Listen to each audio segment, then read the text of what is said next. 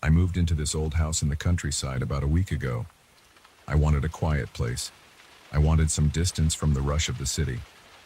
I didn't expect to find anything strange here. I planned to spend my evenings reading, cooking simple meals, and enjoying the silence. That changed on my first night when I heard soft creaks above me. At first, I thought it was just the wind pushing against loose boards. Then I realized the sounds were more than just the wind. They were muffled thumps, scratching noises, and at times faint whispers that seemed to hang in the air. It only happened when I stayed completely still. The moment I breathed louder or shifted my weight, the noises faded. It felt like someone, or something, was waiting for absolute silence before moving. That was my first sign that this place wasn't as peaceful as I hoped. On my second day, I decided to explore the house more thoroughly. The realtor's paperwork showed a basic layout, and I wanted to confirm everything was in order. I walked through every room on the first floor, checking the walls, windows, and corners. Most rooms looked fine. The floors creaked a bit, the doors sometimes stuck, but that's normal for a place this old. The second floor was small. There was a master bedroom, a guest room, and a narrow hallway leading to the attic ladder. I pulled the cord and watched the folding ladder extend. It made a loud squeak and a small swirl of dust drifted down. I could smell damp wood and old fabric even before I climbed up.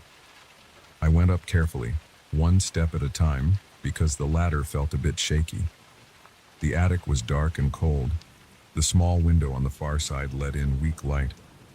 There was a single overhead bulb, but the pull chain didn't work when I tried it. I stood there, waiting for my eyes to adjust. The space smelled stale, like a closed-up closet that hadn't been opened in years. Sheets covered old furniture, an armchair with a torn seat, a small chest of drawers, a rocking chair, a couple of cardboard boxes stacked in a corner. I noticed a few spider webs between wooden beams. The floor looked warped in some areas. As I walked around, my footsteps echoed. I didn't see anything unusual at first. I lifted a few sheets and found old chairs and side tables with chipped legs and missing knobs. I coughed when dust rose into the air. Then I spotted a small wooden door in the far corner. It stood at about half my height. It was set into the wall in a strange way, almost flush with the floor. The doorknob was old, made of tarnished brass. I crouched down and tried the knob. It didn't move. I noticed a lock just above the knob, a simple mechanism, but the key was nowhere in sight. I checked the house's blueprint, which I had on my phone. I zoomed in on the attic layout. There was no mention of this door. The blueprint showed an empty corner, nothing else. That made me curious. I pulled a little on the door, but it didn't budge. Then right behind me, I heard my name whispered very quietly. I felt the hair on my arms rise. I turned around fast. I saw nothing but the covered furniture. The attic felt colder than before. I shook my head and told myself it was just my imagination. That night, the strange noises started again. This time they felt more direct, like they were right above me. I lay in bed, eyes wide open, staring at the ceiling. I could hear a steady thump in the attic, then a short scraping sound. Every time I considered getting up, it stopped. I held my breath to listen closely, and that's when I heard the whisper again. It was drawn out and soft, like a person exhaling my name through clenched teeth. I jolted up, flicked on the bedside lamp, and waited. I couldn't sleep after that, so I got dressed, grabbed a flashlight, and marched up to the attic ladder. I climbed up. The space looked the same as before, except for the feeling that everything was waiting for me.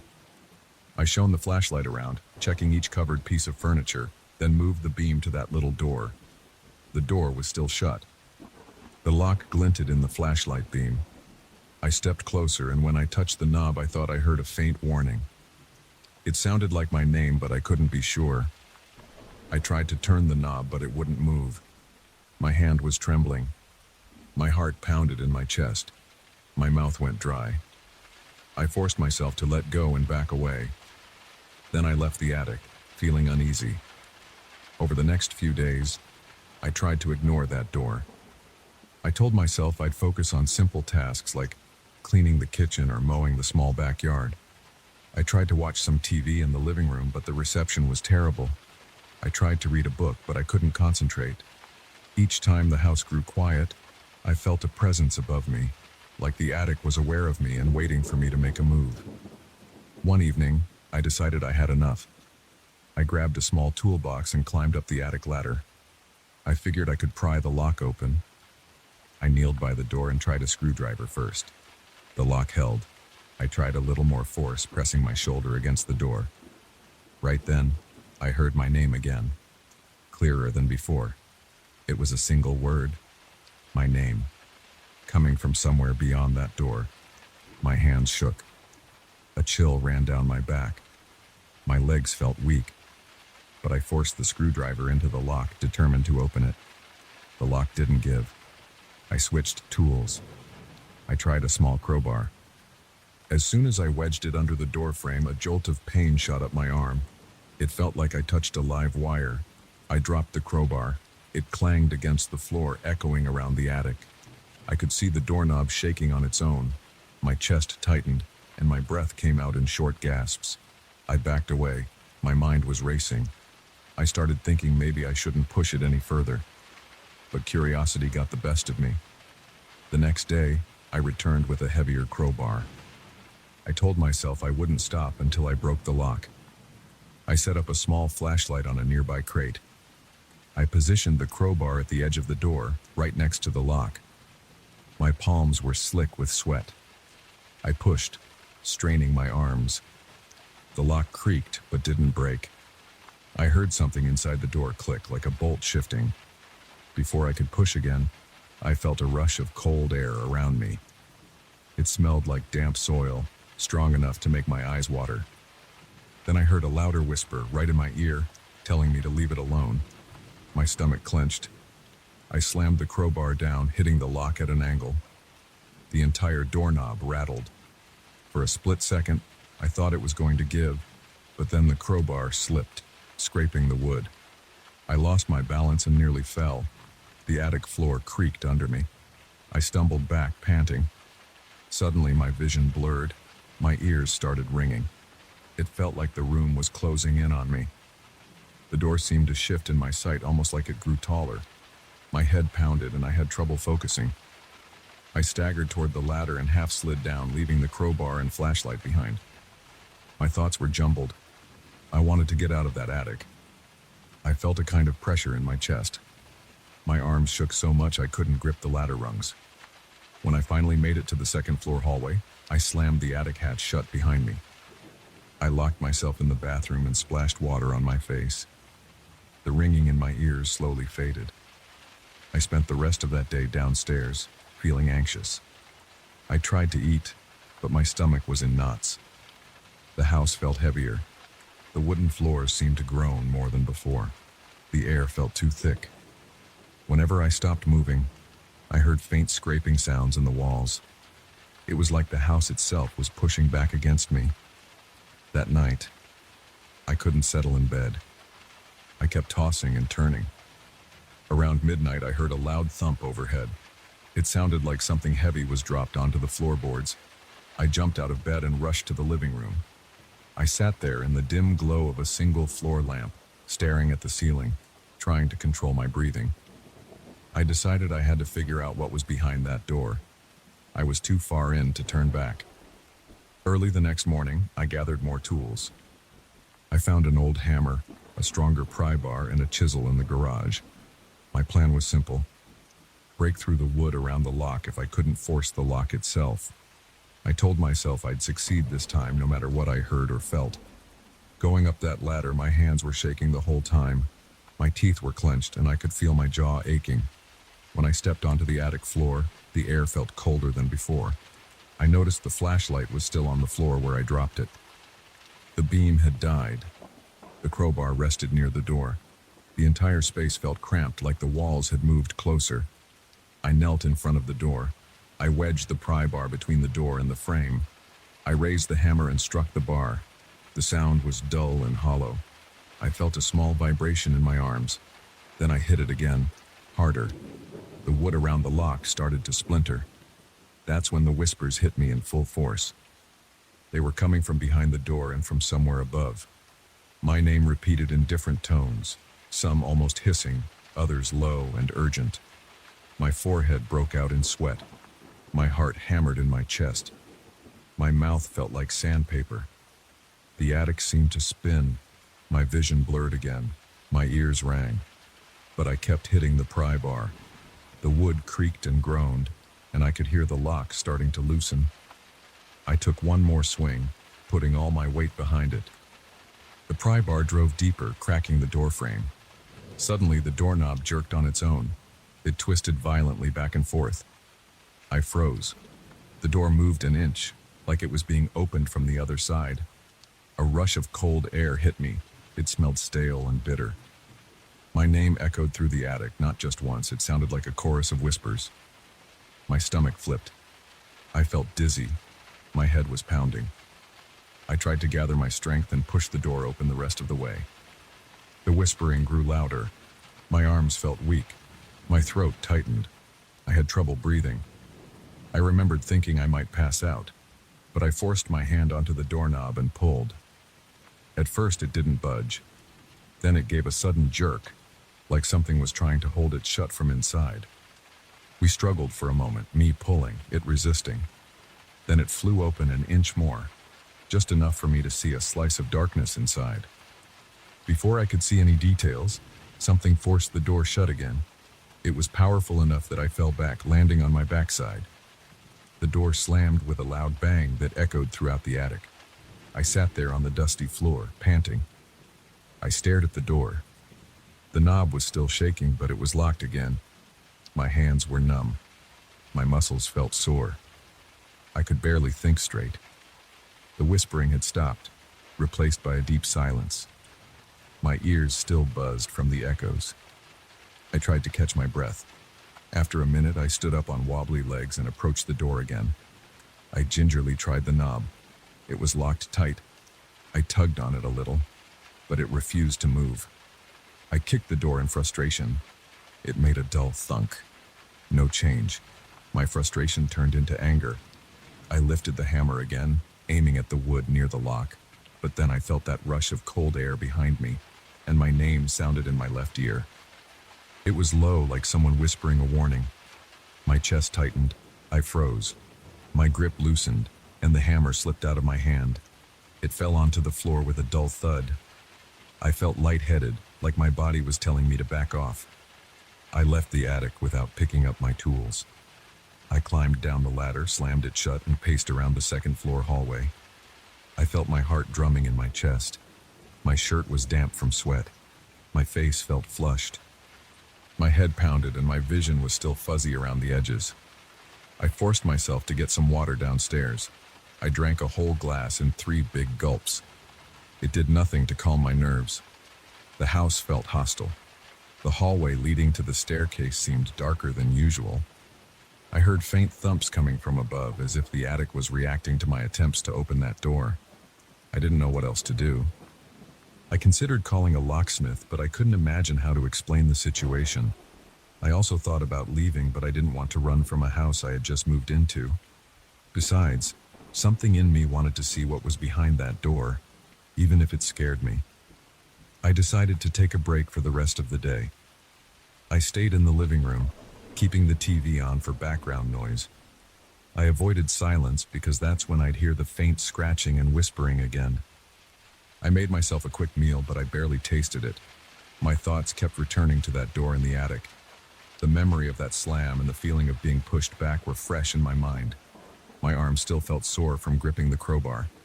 My shoulders ached. My stomach was twisted in knots. I went to bed early, hoping I'd sleep, but the house stayed restless. I heard random creaking in the floorboards upstairs. I heard faint tapping on the walls. At one point, I sat up in bed, convinced I heard the doorknob up there jiggling by itself, but I was too drained to go check. I stayed under the covers, staring at the dark ceiling, wishing morning would come. Now, I'm sitting at the kitchen table with a second cup of coffee, my hands shaking as I hold the mug. It's been exactly a week since I moved in, and I'm more determined than ever to figure this out. But the house is making every step harder. The whispering voice that calls my name has gotten louder each time. The door itself seems like it has a mind of its own. I feel a deep chill whenever I think about pushing further.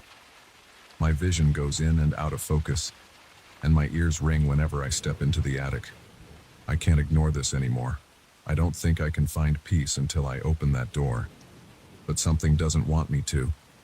The house feels heavier, like it's gathering its strength against me. I'm planning my next move. I'll get a sturdier flashlight and maybe bring my phone so I can record what happens. If my vision goes blurry, I can at least point the camera at the door and see if I capture anything later. I'm also considering removing the entire door from the hinges, but that might trigger a stronger reaction.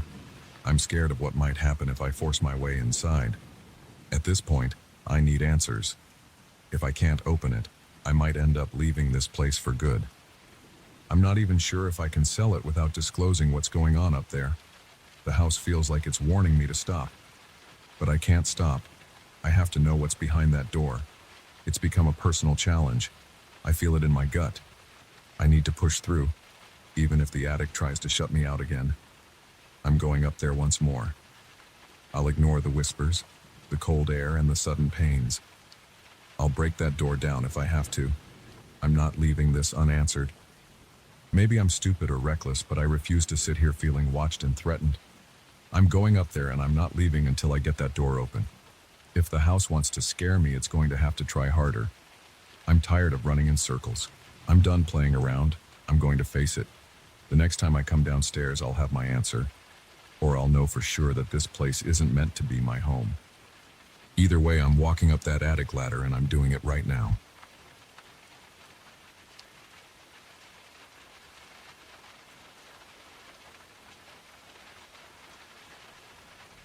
I still remember the first time I saw that place.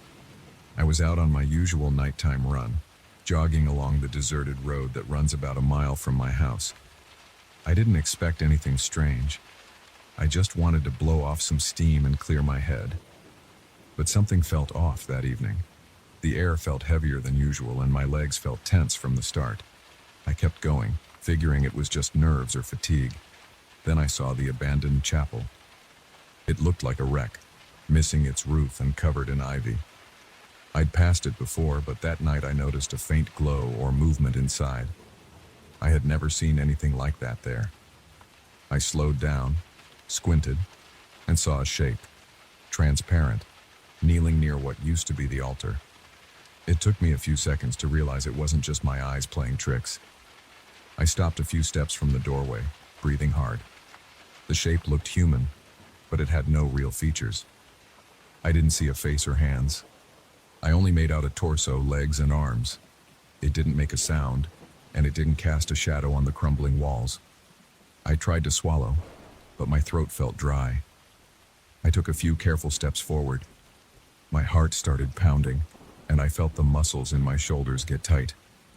I heard a rustling sound, like dead leaves brushing against old stone. I noticed the ivy around the interior walls was twisted back, almost like something had pushed it away from the center. I stepped on a broken piece of tile, and it cracked under my foot. The figure flickered for a second, but it didn't move. I wanted to turn around and sprint back home, but I stayed. My chest felt hot, and I could hear my own pulse drumming in my ears. I inched closer to the remains of the altar. I kept my eyes on that transparent shape.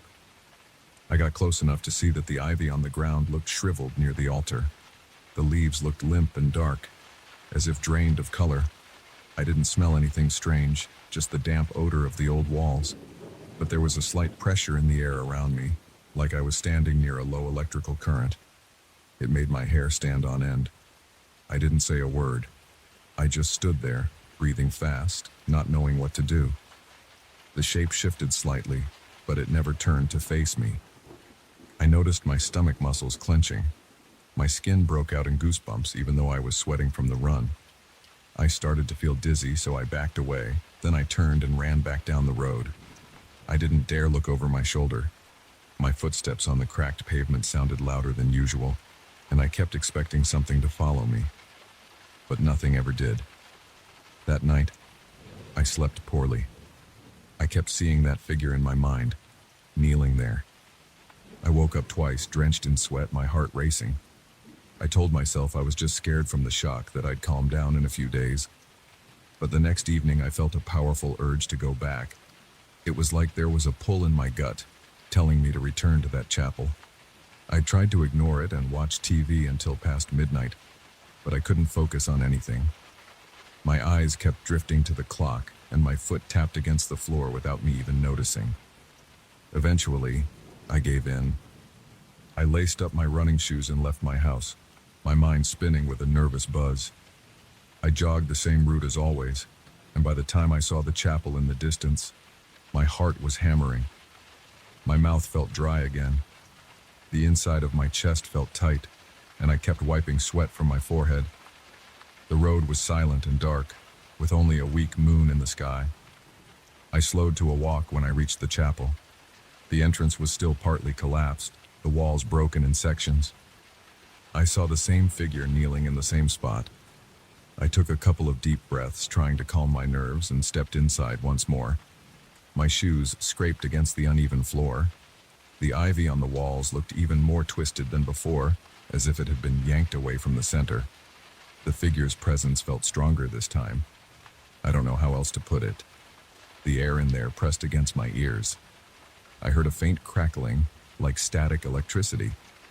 I felt my hair lift slightly. My throat got tight and my knees felt weak. I stayed for about 5 minutes. I barely moved. I just stared at the shape, wondering if it would do anything.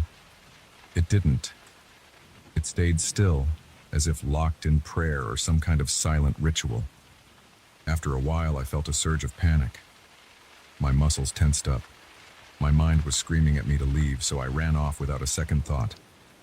But that compulsion didn't stop. Each night I felt the same pull in my stomach. I tried distracting myself with music, phone calls, anything to keep me at home. But around the same time each night, my entire body would feel restless. My thoughts would drift to that chapel. I'd picture the crumbling walls, the twisted ivy, and that kneeling shape. By the time the clock hit midnight, I'd be lacing up my shoes again. My wife asked me why I was going out so late, but I couldn't explain it well. I just said I needed fresh air. She let it go, but I could tell she was confused. The third time I went, I brought a flashlight. I walked in carefully, shining the beam on the floor and the altar. The shape was there, as usual. Its outline seemed sharper than before. I saw the silhouette of shoulders and a head. There were no eyes, mouth, or nose, but the general shape was clearer. When I tried to shine the flashlight right at it, the beam seemed to pass through. I saw the old stones behind it. My hand shook so much that the flashlight jittered, making shadows jump on the walls. I heard my breathing echo in the empty space. I walked around the altar, trying to see the figure from another angle. My stomach flipped when I saw the ivy behind it. The vines had curled away, leaving a bare patch of stone. The ground was darker in that spot, like it was stained. I crouched down and touched the stone.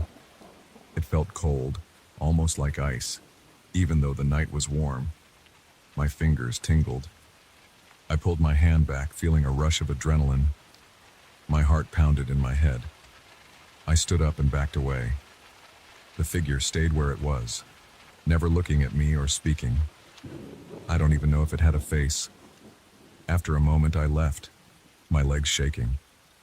Over the next few nights, I started having dreams. They were all the same.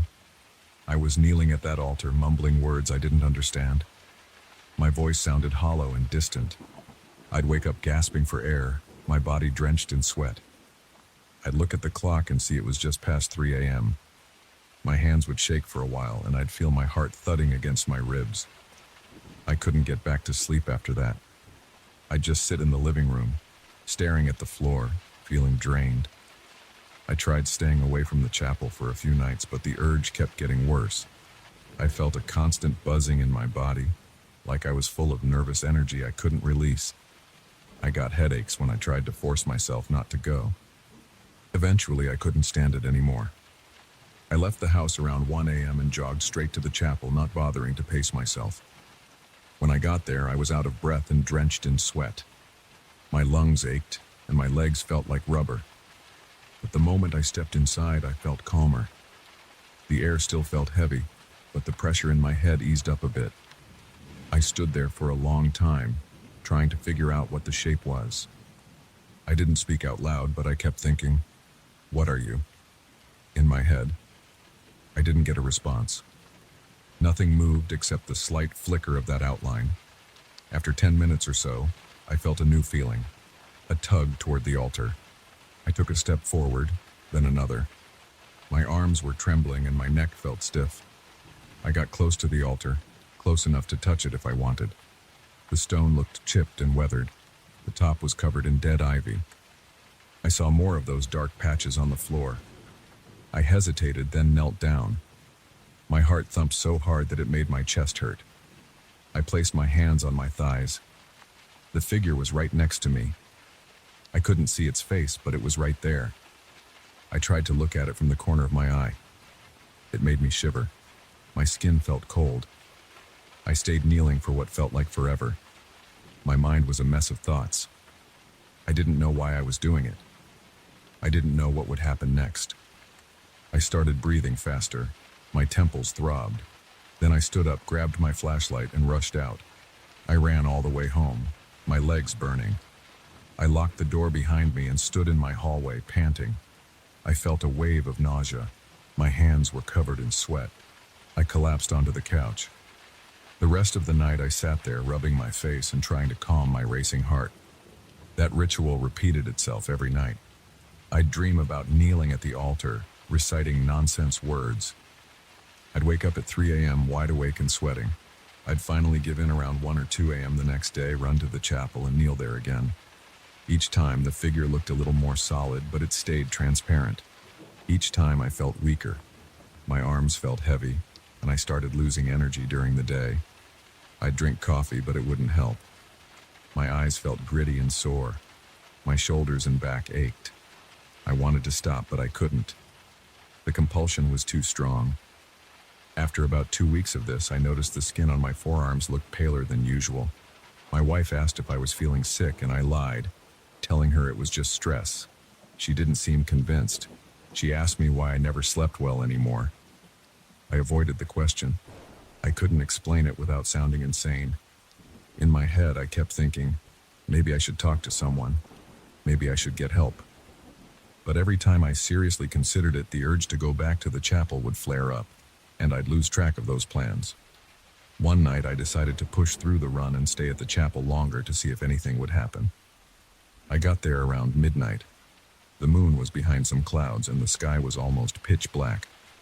I had my flashlight, but I left it off, letting my eyes adjust. I stepped inside the chapel and felt the familiar electric tension. My chest felt tight and my heartbeat sped up. The figure was there, kneeling.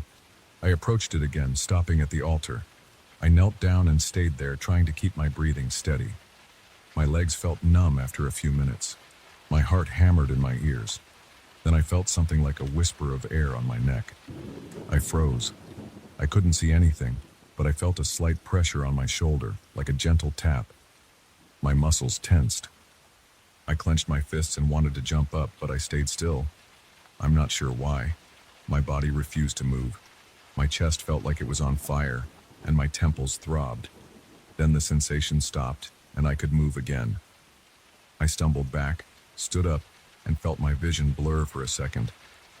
I pressed a hand against the wall to steady myself. I stayed another few minutes, staring at the figure. It was quiet, just like before, but the air felt alive. My mind buzzed with a chaotic mixture of fear and curiosity. I felt sweat trickle down my back. I looked around and noticed the ivy was almost completely dead on one side of the wall. The leaves were shriveled, hanging by thin, brittle stems. The ground there looked darker, almost black. I smelled something faint like damp stone and rotten leaves. I decided I'd had enough for the night. My whole body was tense. I left the chapel, trotting back to the road, stumbling over loose rocks. I felt like something was watching me leave, but when I glanced back, I just saw the shape kneeling in the same position. The rest of the run home was a blur of cold sweat, shaky limbs, and short, ragged breaths. I kept staring into the trees, half expecting to see that shape floating behind me. Once I got home, I slammed the door and leaned against it, breathing hard. I felt that wave of nausea again, and I almost threw up. I braced my hands on my knees, trying to calm my stomach. After a minute or so, I stumbled to the bathroom sink and splashed cold water on my face. I looked at myself in the mirror and noticed dark circles under my eyes. My skin looked gray and clammy. My head pounded with a dull ache. I didn't sleep much that night. The next few days were a haze. I went to work feeling groggy and weak. My shoulders hurt, and my eyes burned when I tried to focus on the computer screen. My coworkers asked if I was feeling sick, and I just said I was tired. I drank coffee until my hands shook. I tried to skip the run, but by 1 a.m. the compulsion was too strong to ignore. I found myself jogging down that deserted road again, heading straight for the chapel. Every time I asked myself why, I drew a blank. I only knew that I had to be there, kneeling by that altar no matter how scared I felt. And that's where I am now. Every night I go back. I kneel next to that transparent figure. I feel my body shaking.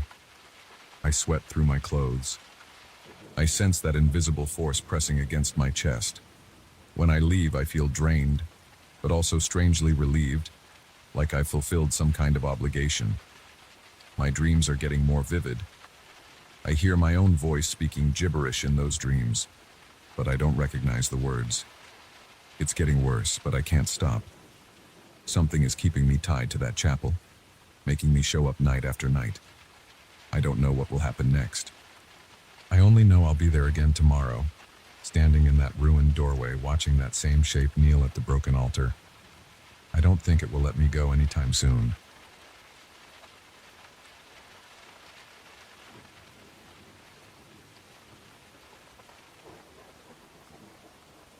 I still remember the day I found that mirror. I was at a small antique bazaar, the kind of place that smells like old books and damp fabric. I had no plan to buy anything that day, but the mirror caught my eye because of its tarnished frame. It had these dull silver edges with tiny scratches and stains. I didn't see anything remarkable at first. I just thought it might look good in my apartment. I brought it home, wiped off some dust, and leaned it against the wall in my bedroom until I could figure out where to hang it. I didn't feel anything strange right away. It seemed like a regular old mirror. But everything changed after a couple of nights. I noticed something odd when I was getting ready for bed. I looked at my reflection and I swear it blinked about a split second later than I did. I opened my eyes and tried to catch it again, but it looked normal. I rubbed my eyes thinking maybe I was just tired. I went to sleep and forgot about it. The next evening I caught it again. I blinked, and a moment later, my reflection's eyelids fluttered like it was trying to catch up. My stomach tightened, and I felt a chill run up my arms. I turned off the light and left the room. But the next time I passed by, I checked the mirror out of the corner of my eye. Nothing strange that time. For a while, I thought maybe my eyes were playing tricks on me. Sometimes I work late and I come home pretty exhausted. My mind can wander. But one morning I woke up and something felt different in my bedroom. The air felt stale and my skin tingled. I glanced at the mirror and I saw my own figure standing there, but I was still in bed. My body was shaking under the covers, and my eyes were wide open. But in the mirror, I looked calm, like I was just standing still, looking straight at me. My stomach lurched and I felt goosebumps rise on my arms and legs. I sat up and stared at that reflection. It didn't copy me right away. It just stood there for a second. Then I saw it move.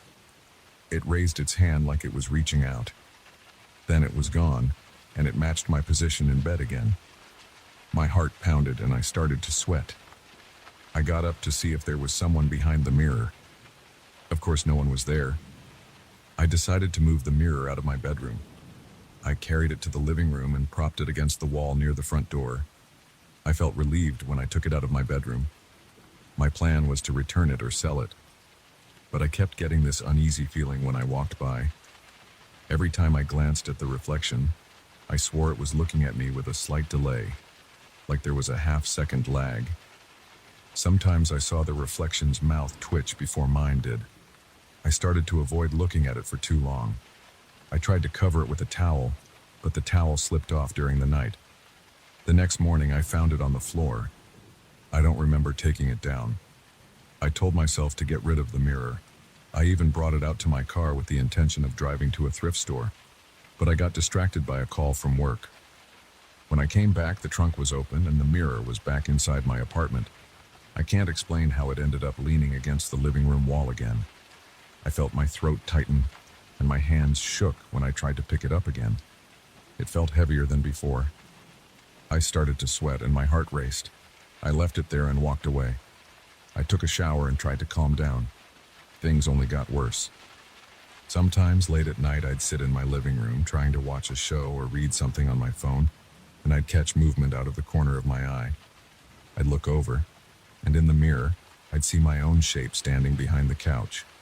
But when I turned around, there was no one there. My reflection would be in a different spot than I was in. It stood near the window or by the hallway like it was searching for something. My mouth would go dry and my heart felt like it was beating against my rib cage. I started leaving lights on around the apartment because the darkness made me feel exposed. One night, I woke up in a cold sweat. I heard a soft scraping sound coming from the living room. My immediate thought was that someone had broken into my place. I got out of bed, grabbed the nearest thing I could use as a weapon, a metal flashlight, and crept toward the noise. My legs felt weak and my chest tightened with every breath. I flipped on the living room light and I saw the mirror leaning at a different angle. It looked like it had been dragged across the floor. The faint scratch marks on the wooden boards matched the shape of the mirror's base. No one else was in the room. I thought about checking the locks on the doors, but I froze, staring at the mirror. My own reflection stared back with a slight tilt of the head, like it was studying me. I swear I saw the eyes shift a millisecond before mine did. I backed away, went to the door, and saw that it was still locked. The windows were all locked. Nothing else seemed disturbed. I tried sleeping in a hotel the next night. I needed a break from that apartment. But I couldn't stop thinking about what would happen with the mirror while I was gone. Would it move again? Would it break some furniture? Would someone else see it? My anxiety wouldn't let me sleep. I tossed and turned in that hotel bed until I gave up and checked out in the middle of the night. I drove back home with my hands shaking on the steering wheel. I felt sick. My head pounded, and my eyes burned from exhaustion. When I walked back into my apartment, the mirror was in the hallway. It had moved from the living room. There were new scratch marks on the floor. I tried to ignore the fear building in my chest and told myself to focus on practical steps. I thought about throwing it out the window, but I live on the second floor, and I was worried about damaging the property or harming anyone outside. So I decided to put it in the storage area in the basement. I gripped it with both hands and carried it downstairs. My arms felt numb and sweat dripped down my forehead. I placed it in a corner near some old boxes and covered it with a sheet of plastic. Then I hurried back to my apartment, locked the door, and tried to catch my breath. My pulse was racing and I felt an ache in my shoulders. For 2 days I didn't see the mirror. I started to calm down a bit, although I kept thinking I heard scraping sounds in the hallway at night. On the second night, I heard a thump near my door. My heart raced again. I got up and looked through the peephole. Nothing. I opened the door a crack and looked down at the floor. The old mirror rested there, leaning against my door frame. I felt my chest tighten, and my vision blurred for a moment. I forced myself to pick it up and bring it inside. I felt defeated. I set it against the living room wall and sat on my couch staring at it. My reflection stared back. I tried to maintain eye contact, but it felt wrong. I sensed that it was examining me. I started having dark thoughts, nothing violent toward others, but my mind felt heavier. I found myself getting angry over small things. My phone not charging fast enough, my coffee not tasting right, the neighbors talking in the hallway. My jaw would clench and I'd want to yell at someone for no real reason. Then I'd calm down and wonder why I was so on edge. It felt like the mirror was pulling me into some kind of negative mood. My chest felt tight most of the time and I had trouble sleeping. I'd wake up every few hours, worried that I'd see the reflection walking around my apartment again. One night, I did see it. I opened my eyes and glanced at the bedroom doorway. The mirror was still in the living room, but I could see it from my bed if I tilted my head just right. The hallway light was on, and my reflection stood there in the mirror. I was still lying in bed, but the reflection looked like it was leaning out of the mirror, peering around the corner into my bedroom. My arms and legs felt paralyzed. My breath caught in my throat. I tried to scream, but no sound came out. The reflection's eyes turned toward me. Then it stepped backward, and I saw it blend back into the shape that matched my body in bed. When I finally got control of my muscles, I bolted upright, my heart pounding. I considered calling someone, but who would I call? The police wouldn't believe me. A friend might think I've lost my mind. I decided to search online for stories about mirrors. I found a few things about haunted objects, but nothing that matched exactly what I was experiencing. I didn't want to draw any attention to myself by posting on social media or online forums. I just wanted a solution. After that, I attempted a more direct approach. I tried to break the mirror with a hammer. I smashed it once, but the hammer just bounced off. There wasn't even a crack. My arm vibrated from the impact, and I almost dropped the hammer. I swung again, harder, but the mirror didn't shatter. The shock traveled through my hand, and I felt a painful jolt in my elbow. My reflection stared back, unscathed. I gave up and sat on the floor, cradling my arm. My head ached, and I felt an overwhelming sense of failure. The next few nights, I barely slept. I felt like the mirror was always in my peripheral vision, even when I was in another room. I'd hear faint tapping or scratching sounds at odd hours. The reflection would move in ways I couldn't predict. Sometimes it blinked out of sync. Sometimes it moved its head before I did. The lag between me and it seemed to get longer. It was no longer just blinking late. It was reacting to things I did a full second or two after I did them. Sometimes I'd scratch my nose and it wouldn't follow for several heartbeats. I noticed that my apartment felt colder. I felt uneasy even in the shower. I'd keep the door open, worried about what might happen if I let myself lose sight of the mirror for too long. My heartbeat stayed elevated most of the time. My shoulders were tense, and my back ached from stress. I kept telling myself I'd figure out a permanent solution, but I had no idea what to do. The mirror felt like a magnet for my attention. Even when I tried to focus on something else, I'd catch myself glancing at it. My mind kept wandering back to that reflection. Yesterday, I tried one last time to rid myself of it. I carried the mirror outside and drove to a remote area, a stretch of land off a service road. I placed the mirror by some trees and drove away. My hands shook on the steering wheel, and I kept glancing in the rearview mirror. I felt lighter for a moment, thinking I might finally escape it. That was short-lived. When I arrived home, it was leaning against my apartment door. I didn't see anyone around. I didn't see any sign of a delivery or a note. I felt a wave of nausea. I had to cover my mouth to keep from throwing up right there in the hallway. Now it's in my living room again, and I'm writing this because I have no other outlet. I don't feel safe in my own home. I can't relax. Whenever I try to ignore it, I get this sense that I'm being watched. If I look directly at it for too long, I feel this dread building in my chest. It's hard to explain, but it's like the mirror is alive. My reflection doesn't match me anymore. It moves and blinks and tilts its head on its own. It doesn't speak or make any sound, but its eyes follow me like it's studying every breath I take. I don't know what I'll do next. I've tried moving it, hiding it, even destroying it, but it seems impossible to get rid of. My mood keeps getting darker and my mind won't stop racing. I'm afraid it's only a matter of time before something even worse happens. Every time I think about leaving my apartment for good, I realize I'd never truly get away from it. Somehow it keeps finding me. I'm stuck here, staring at that old mirror, waiting for the next time my reflection decides to move on its own. And I have no idea how to stop it.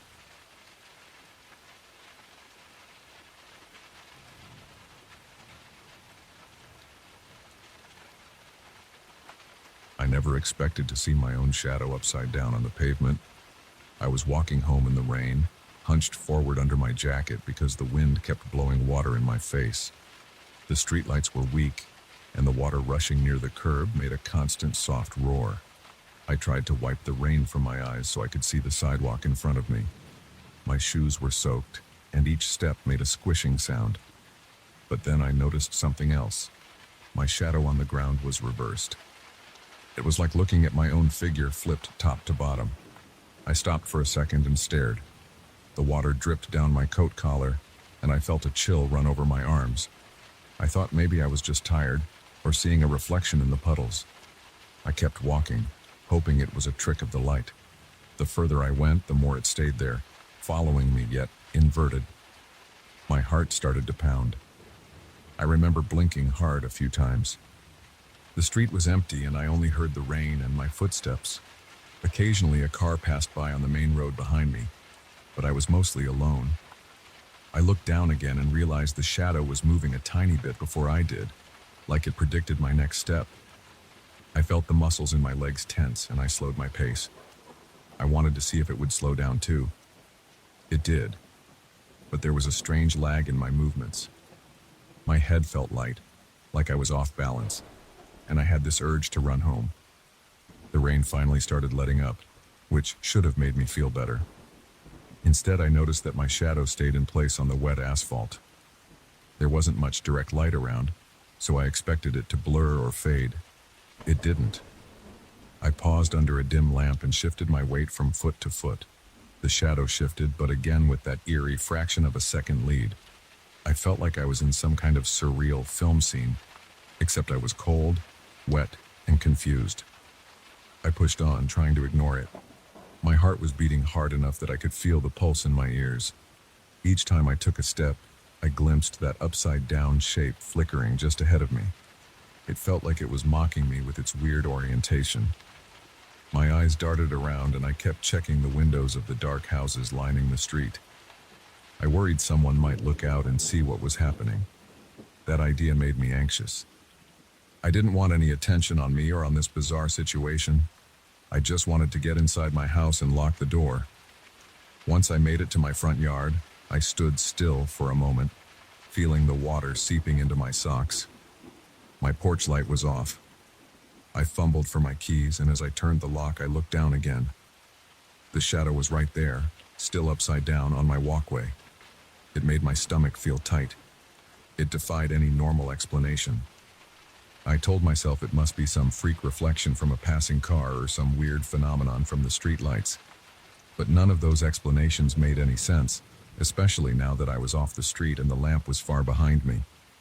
I felt fear rising in my chest, but I tried to stay calm.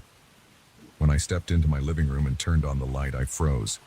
The shadow was still there on the floor, upside down, as if it belonged to someone standing on their hands. I looked up at the ceiling light to see if maybe it was projecting an odd angle, but there was no direct beam that would create that shape. My body tensed, and my breathing got shallow. I couldn't believe what I was seeing. My entire living room was dim, except for the center lamp, yet this dark shape stayed sharp on the floor. I flipped on more lights, and it made no difference. The shadow didn't behave like normal shadows. It didn't stretch or shift with the angle of the lamps. I took off my wet coat, letting it drop on the floor. My shirt clung to my skin. I could feel sweat mixing with the rain on my chest and back. My thoughts were spinning, and I kept looking at the shadow and then away. I wanted to see if it would vanish when I wasn't paying attention. It stayed there. It didn't matter whether I looked or not. I started to feel short of breath, like I needed more air. My shoulders ached from all the tension. I realized I was twisting my hands into fists, so I forced myself to relax my fingers. But I couldn't calm down. I tried walking into the hallway and flipping the light switch there. My shadow followed me, still upside down, and still moving slightly in advance of my steps. My heart raced faster. I felt a jolt of raw fear each time it shifted before I did. I kept rubbing my eyes, trying to confirm I wasn't hallucinating. I decided I had to keep my mouth shut about this. Who would believe me anyway? I was worried that if I tried to tell someone, this thing might react. I felt like it had its own awareness. I stood in front of the mirror in my bathroom and saw nothing unusual in the reflection. My normal reflection was there. Soaking wet clothes, messy hair, dark circles under my eyes. Yet when I glanced at the floor, There was the upside-down shape. My stomach clenched. I noticed my hand was trembling, so I gripped the edge of the sink. My pulse felt irregular and my throat was dry. I decided to change out of my wet clothes. As I moved, the shadow glided along the carpet. It didn't match my movements in the way a shadow normally would. If I reached out with my right arm, it reached out with its right arm, but with a small head start. I can't explain how unsettling that is. My scalp prickled and I felt goosebumps on my arms. I tried turning all the lights off, leaving the place in near darkness, but I could still make out the shape on the floor. It had its own presence, not dependent on any light source I could identify. My thoughts were racing with questions, but I had to focus on what I could control. I forced myself to act like I would on any other night. I turned on the TV to fill the space with some background noise. I tried to watch the news, but my attention kept snapping back to the shape on the floor. It was still there, near the couch, upside down and sort of facing me. I sat down carefully, noticing my knees felt weak. I tried to breathe slowly and deeply. On the screen, a weather report played. I barely heard any of it. I thought about calling someone, maybe a friend or an acquaintance from work, but the idea made my stomach twist. What if I said something that alerted this thing? What if it understood what I was saying and decided to do something to me? My imagination started to run wild, so I got up and walked to the kitchen to get some water. The moment I stood, the shadow moved first, like it already knew I was going to stand. My heart felt like it jumped to my throat. In the kitchen, the lights were harsh and bright, yet the shadow still appeared distinct. It crossed the tiles in a steady, slightly early motion. My head ached and I leaned against the counter. I opened the cabinet for a glass and I noticed my hand shaking again. I filled the glass with water and took a large gulp. The cold liquid helped me feel more grounded. I turned around slowly, and there it was. Always there. Always upside down. I needed to find a way to cope with this, at least for the night. My clothes were still damp, and I felt the weight of exhaustion on my shoulders. I decided to take a quick shower. I hoped maybe steam or bright bathroom lights would break whatever effect was causing this. I turned on the shower, let the water warm up, and caught a glimpse of the shadow near the door. It never left. It stayed in that inverted posture, moving just a fraction of a second before I did. I shut the bathroom door, but it slid under the crack like it was a stain on the floor, not a reflection dependent on a line of sight. Inside the shower, I tried to calm my mind. The hot water hit my shoulders and I closed my eyes. The rushing sound helped me relax a little. I spent a few minutes there just letting the water run over my face. But the moment I stepped out and looked at the floor, I realized it was waiting. My chest felt tight again and I fumbled for a towel. The steam in the bathroom made the mirror foggy. I wiped it with my hand, but I couldn't see the shadow in the reflection. Only the tiles behind me. When I glanced down, I almost dropped my towel. It was at my feet, still upside down. I walked to my bedroom, carefully avoiding any quick movements. I was certain it would move first if I tried to run. My shoulders were tense, and every noise in the house seemed louder than usual. I heard the soft hum of the air conditioner. I heard the squeak of a loose floorboard. I even heard the faint drip of water from the shower head. I couldn't shake the feeling that something else was in control. I put on fresh clothes and sat on the edge of my bed. My throat felt dry again, and my mouth had a metallic taste. I turned my lamp on and off a few times, testing if there was any effect on the shadow. Nothing changed. It was there, on the floor, upside down. If I shifted my leg, it shifted just before me. If I bent my arm, it bent too, always a split second earlier. The hair on the back of my neck stood up each time I noticed that detail. At some point, I started hearing noises I couldn't explain. Whispers, or maybe just the blood rushing in my ears. I heard a slight rustling, like clothes rubbing together, except I wasn't moving. I jumped to my feet and I felt adrenaline surge through my limbs. My breath came in quick bursts. Then I realized the shadow was on its feet before I fully stood up. I felt a cold sweat on my forehead and my hands felt clammy. I went into the hallway again, flipping the light switch on and off just to see if anything would change. It was a pointless gesture, but I was desperate to understand this. The shadow followed me, gliding across the wooden floor. I heard the boards creak under my own feet, but I sensed a delay or mismatch in sound versus the shadow's movement. It was always that subtle sign that it was acting independently. I wanted to scream, but I kept it inside. I was terrified that if I showed fear too openly, it might respond. After a few minutes, I went back to the living room. The rain outside had mostly stopped, but occasional drops hit the windows. I turned off the TV and just stood there, listening to my own heartbeat. A sudden rush of panic made me check the door's lock. I turned it twice, hearing the click each time. Then I pulled the curtain across the window, shutting out the view of the dark street. I paced around, trying to figure out if there was any chance this would just go away on its own. The house felt too quiet. I couldn't escape the sense that this shadow had its own presence. I heard faint footsteps in the hallway behind me, but when I turned, nothing was there except the shadow on the floor. I wondered if it was mimicking the sound of steps, just to unnerve me. My heart thumped in my chest as I stood there, trying to breathe normally. I knew I had to get some sleep, but the idea of lying in bed with this thing in the room made my skin crawl. I decided I'd sleep on the couch where there was more light, in case anything happened. I sat down and pulled a blanket over me. The shadow was on the floor, close to the coffee table, still upside down. I placed a lamp on the side table and turned it on.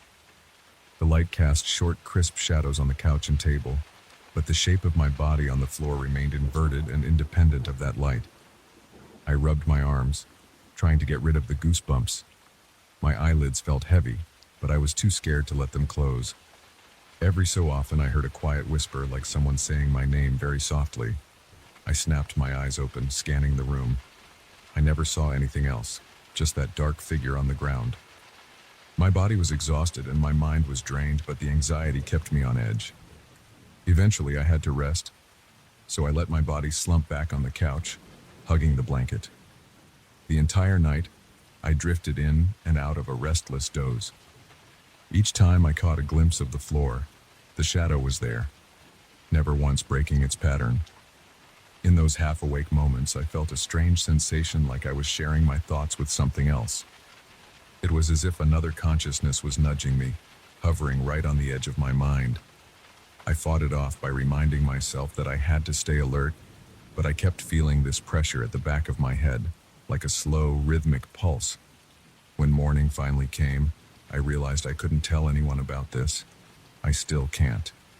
I'm worried that if I speak the words out loud, the shadow might react in ways I can't predict. It feels like it's listening, even now. The whispers haven't gone away completely, and sometimes I catch faint echoes of footsteps behind me when I move from one room to another. I've started keeping the curtains closed. I check every corner of every room, making sure I'm alone. But every time I look down, I see that upside-down figure on the floor waiting.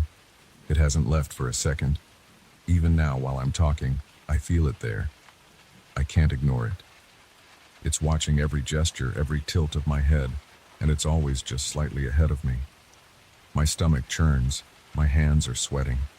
There's no one else in the house, and I keep the doors locked. I can't risk letting a neighbor or someone drop by. If they saw this, or if I tried to explain it, I might lose control of the situation. At least by keeping silent, I have some sense of control. I don't know how long I can keep living like this, but I don't see an alternative. If I try to tell someone, I'm afraid it'll hear me. If I try to ignore it, it makes more noise. I can't decide which is worse.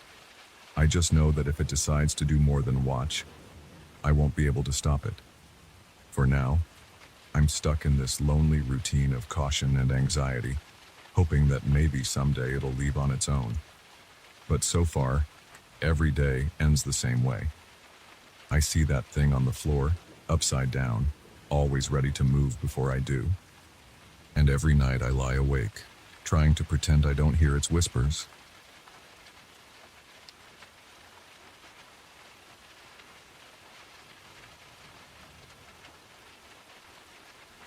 I still remember the day I spotted that painting. I walked into a small antique shop because I had time to kill. The place smelled like old furniture and damp books. The owner, an older man with gray hair, barely looked at me.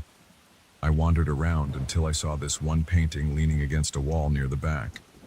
The lighting was bad, but I could make out a figure of a man in a dark room. His face looked twisted by worry or fear.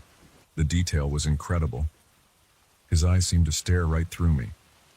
I asked the owner about it. He shrugged and said it was by some painter he'd never heard of.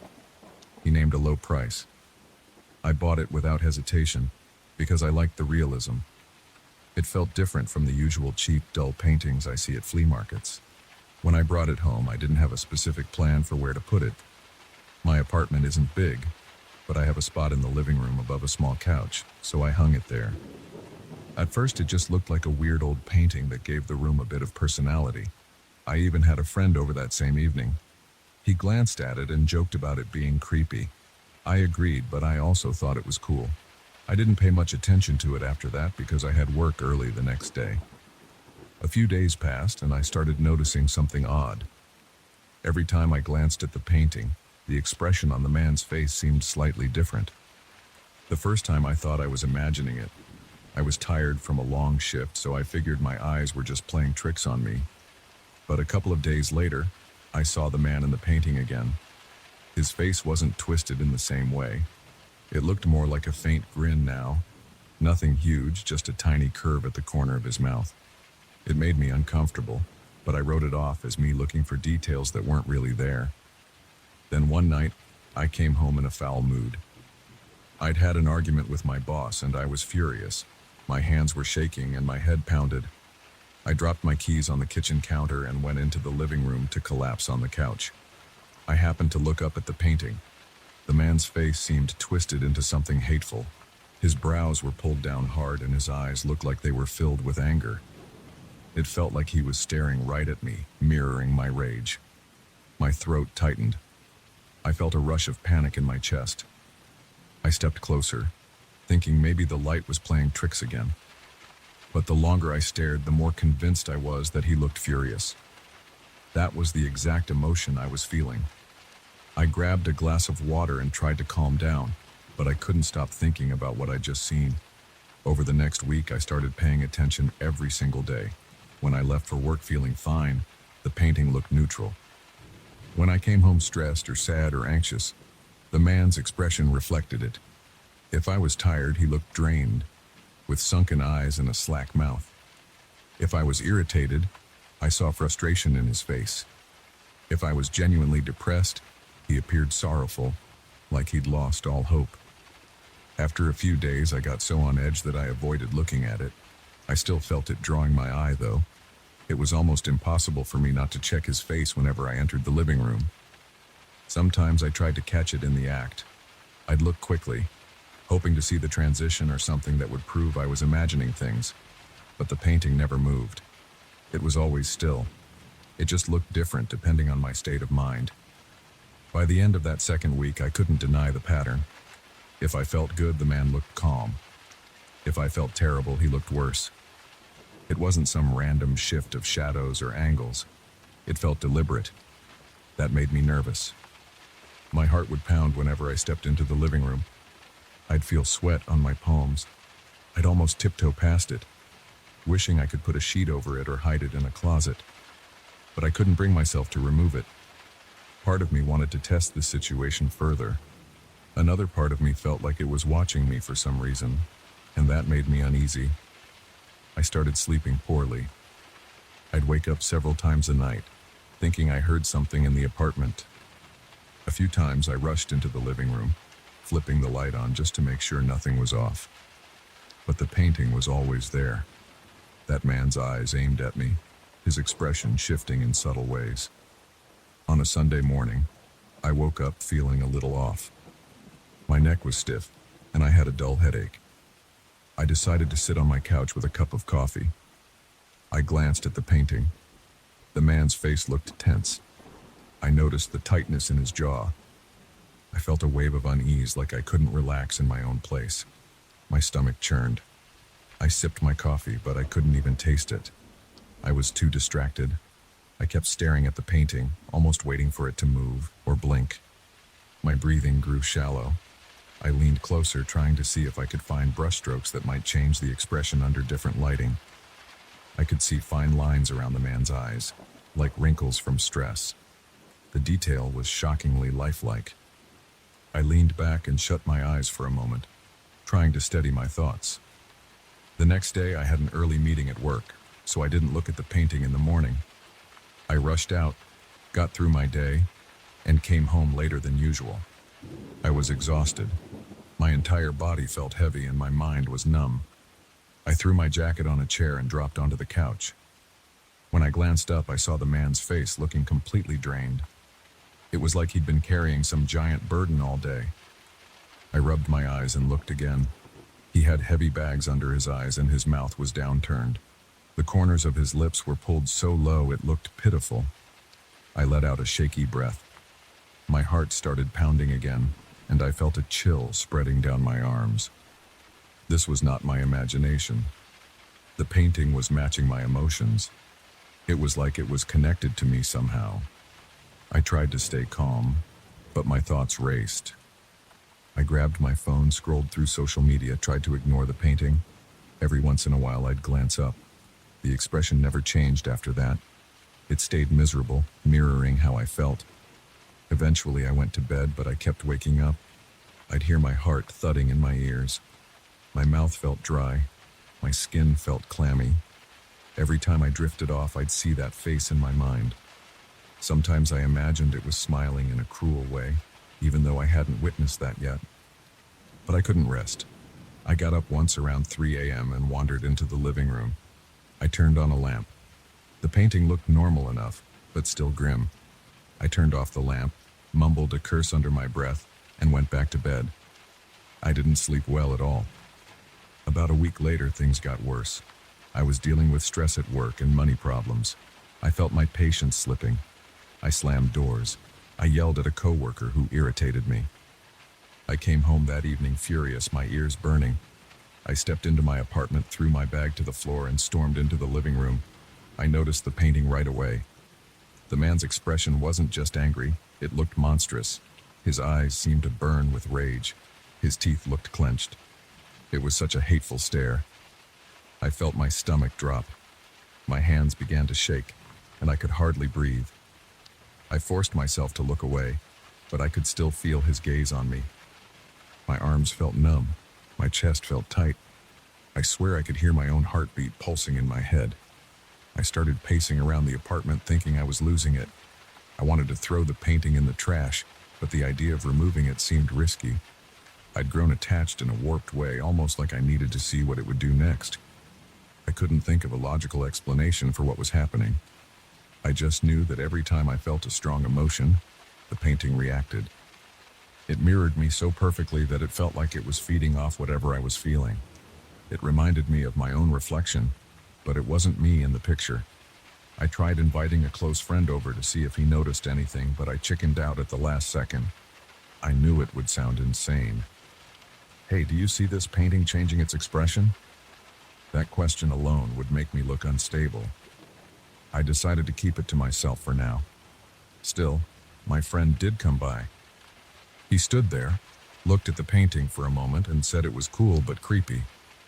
He didn't mention any changes. I forced a laugh and changed the subject. The moment he left, I felt the man in the painting looking at me with annoyance, as if it was irritated by our conversation.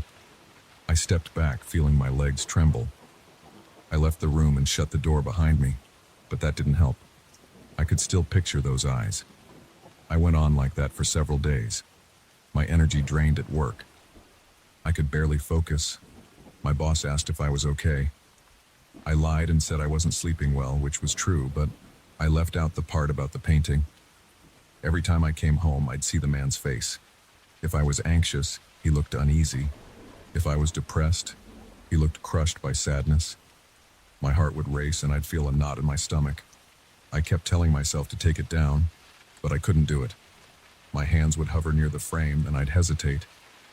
Something in me refused to let it go. One night I decided I'd at least move it into my closet. I took it down from the wall. My fingers felt cold and sweaty around the edges of the frame. I stood there holding it, and I looked at the man's face. He looked desperate, like he was silently begging me not to lock him away. My arms shook. and I felt a surge of guilt and fear all at once. I set the painting on the couch and sat down, staring at it. My breathing was shallow. My back felt damp with sweat. I could almost sense a pressure in the room, like I wasn't alone. I couldn't go through with hiding it. After a few minutes, I hung it back on the wall. I felt relief, but also dread. This thing was controlling me, or at least it felt that way.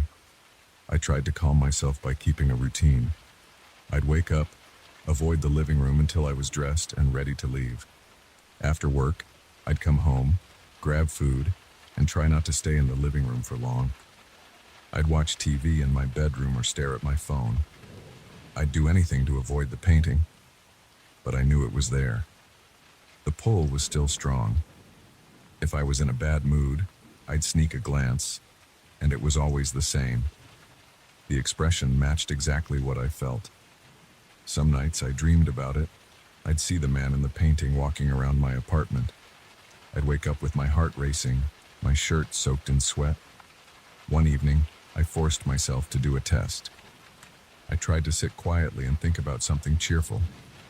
I closed my eyes, took deep breaths, and imagined a relaxing scene. Just the sound of rain or the warmth of the sun. My heart rate slowed and I felt a little calmer. Then I opened my eyes and looked at the painting. The man's face looked peaceful. His eyes seemed a bit softer, and the lines around his mouth weren't so harsh. I let out a shaky laugh, but it wasn't funny. It felt bizarre to see that direct reflection of my mood. I sat there for a while watching him watch me. It's been over a month since I bought this painting. I haven't told anyone the full story. Nobody would believe me anyway. I feel stuck with it. I'm too afraid to get rid of it, but I can't ignore what's happening. Every day I wake up with a knot in my stomach. I look at the door to the living room and I feel a wave of nausea. My head hurts when I think about it for too long. Sometimes I place a blanket over it, but then I feel uneasy, like I've done something wrong. I lift the blanket and there it is, staring back at me, always changing, always locked on my emotions. I've tried rationalizing it. Maybe the brushstrokes are so detailed that different angles and lights create illusions. But that doesn't explain why it lines up so perfectly with how I feel. I've also considered that I might just be losing my mind, but I know I'm still functional. I go to work, talk to people, pay my bills. The only thing that's off is this painting. I keep telling myself I'll throw it away next week, or maybe sell it back to the antique store. But every time I think about it, I feel a chill in my body. My hands start shaking, my chest tightens. It feels wrong, like I'd be abandoning part of myself. That scares me more than anything else. So I'm stuck with it. Every night, I see its face. Every morning, I feel its gaze. I haven't found a single clue about the painter. There's no signature, no label, nothing. It's as if it just appeared out of nowhere. I don't know if it's cursed or possessed or something else. I don't even care what the explanation is. All I know is that it's tied to me now. I can't deny the connection. It's absorbing every bit of my anger, my sadness, my fear. And it gives it all back to me, reflected on that man's face. I wish I could say I've gotten used to it, but I haven't. My chest still tightens whenever I step into the living room. My eyes burn from lack of sleep. My hands sweat when I think about all the possible outcomes. But I keep it there, on my wall. I guess that's my life now. I bought this painting, and it feels like it owns me.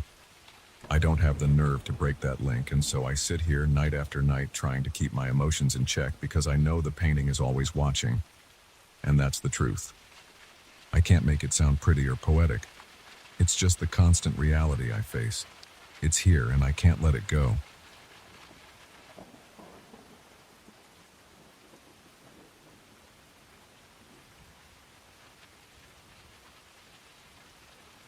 I arrived at the mansion on a Monday afternoon.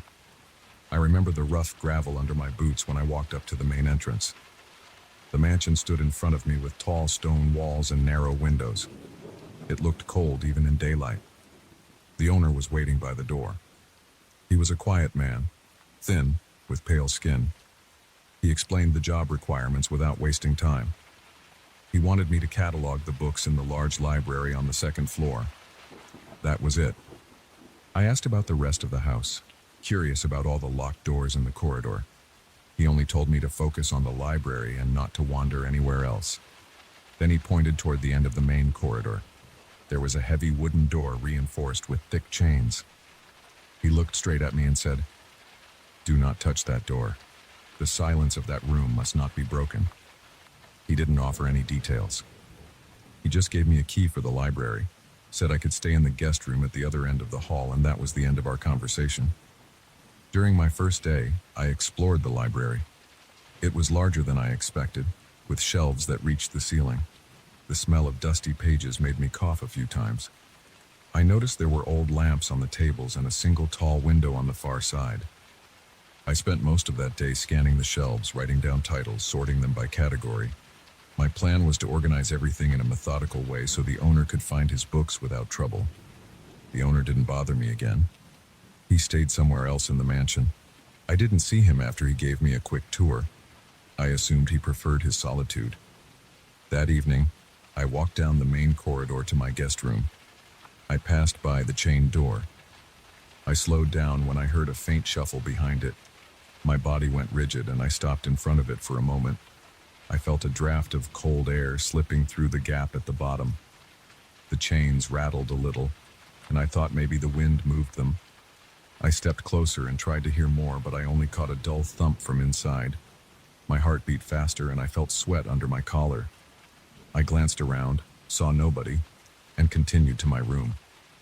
The bedroom was small, with a narrow bed, a small dresser, and a single lamp. I locked the door, undressed, and lay down. I couldn't sleep right away. My mind kept going back to that noise behind the chains. The owner told me not to approach that door, but I'd already broken that rule, even if just for a moment. The next morning, I woke up early. I walked back to the library. The corridor was silent and dim. I glanced at the chained door again, but it was still shut tight. My chest felt tight thinking about what I heard the night before. I shook that feeling off and focused on the library. I had a job to do. I cataloged books for most of the day, pausing only for a quick lunch. The house remained quiet. Sometimes I heard faint creaks above me, but old houses always make random noises. I tried to brush off any anxiety. I told myself it was just an ordinary old mansion, and that door was probably some storage room. But on my third night, I heard something different. I was walking back to my room, carrying a stack of my notes, when I heard a muffled voice or whisper from behind the chained door. It stopped me in my tracks. My hands tightened around my notes. I heard it again, like a low murmur, and then a scraping sound like nails on wood. The air felt cold against my face. The hairs on my arms stood up. I breathed quietly, trying to listen. Then I heard a soft tap, tap, tap on the door. I leaned toward it, my stomach twisting. A chill ran down my spine. I couldn't make out words, just a soft sound that felt like it was calling me. I checked the corridor behind me, but I was alone. I backed away from the door, went into my room, and locked it. My heart pounded so hard it hurt. I lay on the bed, staring at the ceiling. I tried to convince myself I was just tired. Maybe it was a draft pushing something against the inside of the door, or maybe pipes in the wall. But I couldn't relax. I stayed awake for a long time, feeling uneasy about that quiet voice. The days passed, and I spent most of my time in the library. Every time I left, I could feel the presence of that door at the end of the corridor, even if I didn't look at it. The owner didn't show up often. Sometimes I heard him in another room, rummaging around, but he never came to the library during my work hours. At night, I heard noises from behind the chained door. Scratches, soft knocks, and occasionally a low moan. The corridor felt colder each time. My curiosity grew, but so did my fear. The tension in my stomach made it hard to eat. I felt worn out, and my hands sometimes shook when I picked up a stack of books. After 2 weeks, I was almost done organizing the shelves. I had stacked the final pile of books on one of the reading tables. That was when I noticed the corridor outside had gone silent. I stepped out and found no lights except the faint glow of my lamp. I walked toward my room, but the air felt even colder than usual. When I reached the chained door, I heard a loud thump from inside. I jumped back. My chest tightened, and I felt my palms sweat. I dropped my lamp. It hit the floor and went out. I fumbled in the dark, trying to pick it up. My breath grew rapid, and my heart pounded. I relit the lamp and held it up to see the door. The chains were still wrapped around the handle, but they seemed looser than before. The sound inside was gone. I stood there for a minute, listening. I heard nothing except the thud of my heartbeat. I couldn't sleep much that night. My mind kept replaying that loud thump. I thought about leaving the mansion the next morning, but I had a contract. Also, I had personal pride in finishing what I started. I told myself I'd only be here a few more days. Still, the possibility of looking behind that door lingered in my thoughts. The owner's warning echoed in my head. The silence of that room must not be broken. But it was already broken. I had heard whispers, scraping, and thumps. I had felt cold drafts creeping under the door. By the next afternoon, I was finishing the final shelves. I looked up at the library window and saw the sky growing dark. I had lost track of time. My stomach growled. I realized I hadn't eaten much, just some bread hours earlier. I grabbed a flashlight from my bag and stepped out into the corridor, planning to head to the small kitchen I had access to. When I passed the door, I felt a strong chill around my ankles. The scratching returned, louder than before. I heard a slow scrape, scrape, scrape. My throat felt dry. My heart started to race, and I found myself standing there, shining my flashlight at the door. The chains rattled slightly. I noticed something odd. The padlock on the chains had fresh scratches on it. They weren't there before. They looked deep, like someone had tried to tamper with it. I held my breath. My eyes burned from not blinking. I thought I heard a faint whisper again, but it faded after a few seconds. I forced myself to keep walking to the kitchen. I tried to eat, but my appetite was gone. I drank some water and tried to calm down. I splashed water on my face, dried off with a towel, and went back to the library to finish. My mind drifted to that door every few minutes. I forced myself to catalog a few last books. Around midnight, I told myself I'd done enough for the day. I walked back toward my room. The door was on my right. I noticed something shining on the floor near it. I crouched down and found a small key lying on the stones. It was old and corroded. I picked it up and held it in the light of my flashlight. I had no idea where it came from. My hands felt shaky. I suspected it belonged to the chain's padlock. I stood there, gripping it, uncertain if I should test it. My heartbeat felt too strong. The corridor seemed darker than usual. I told myself I'd check the lock just to see if it fit. My hand trembled when I brought the key to the padlock. It slid in. I felt a click. My shoulders tightened, and I froze. I didn't turn the key. I just tested if it fit. I stepped back, my mind racing. I felt beads of sweat on my forehead. My breathing turned shallow. I stared at the door, remembering the owner's warning. Part of me wanted to turn that key and open the door. Another part of me wanted to drop it on the floor and run to my room. I decided I wasn't ready to face whatever was behind it. I placed the key on a small table nearby and went straight to my room. I locked the door behind me. My heart wouldn't slow down for a long time. That night, I barely slept. Around 3 in the morning, I jolted awake. I realized I wasn't sure if I had really heard something or if I was dreaming. I listened carefully. I heard a slow scrape from the corridor. The boards creaked. Then I heard the padlock rattle. My throat went dry. I waited, but the sound eventually stopped. My hands felt clammy. I stayed in bed, eyes wide, until dawn started to light the window. In the morning, I forced myself to continue my work. I gathered my notes and arranged them so I could finalize the catalog. I told myself I'd finish tonight and leave tomorrow. I felt uneasy, but I pushed through my tasks. By late afternoon, I had everything neatly compiled. The library looked organized. I glanced at my watch. It was around 7 in the evening. I heard a sudden series of thuds in the corridor. I rushed out. My flashlight beam bounced along the walls as I ran. The chain on the door was shaking violently. Something inside was pulling or pushing against it. My skin prickled. My heart hammered in my chest. I yelled, "Hello?" I got no response, just more rattling. Then it stopped. I stood there for a few seconds, breathing hard.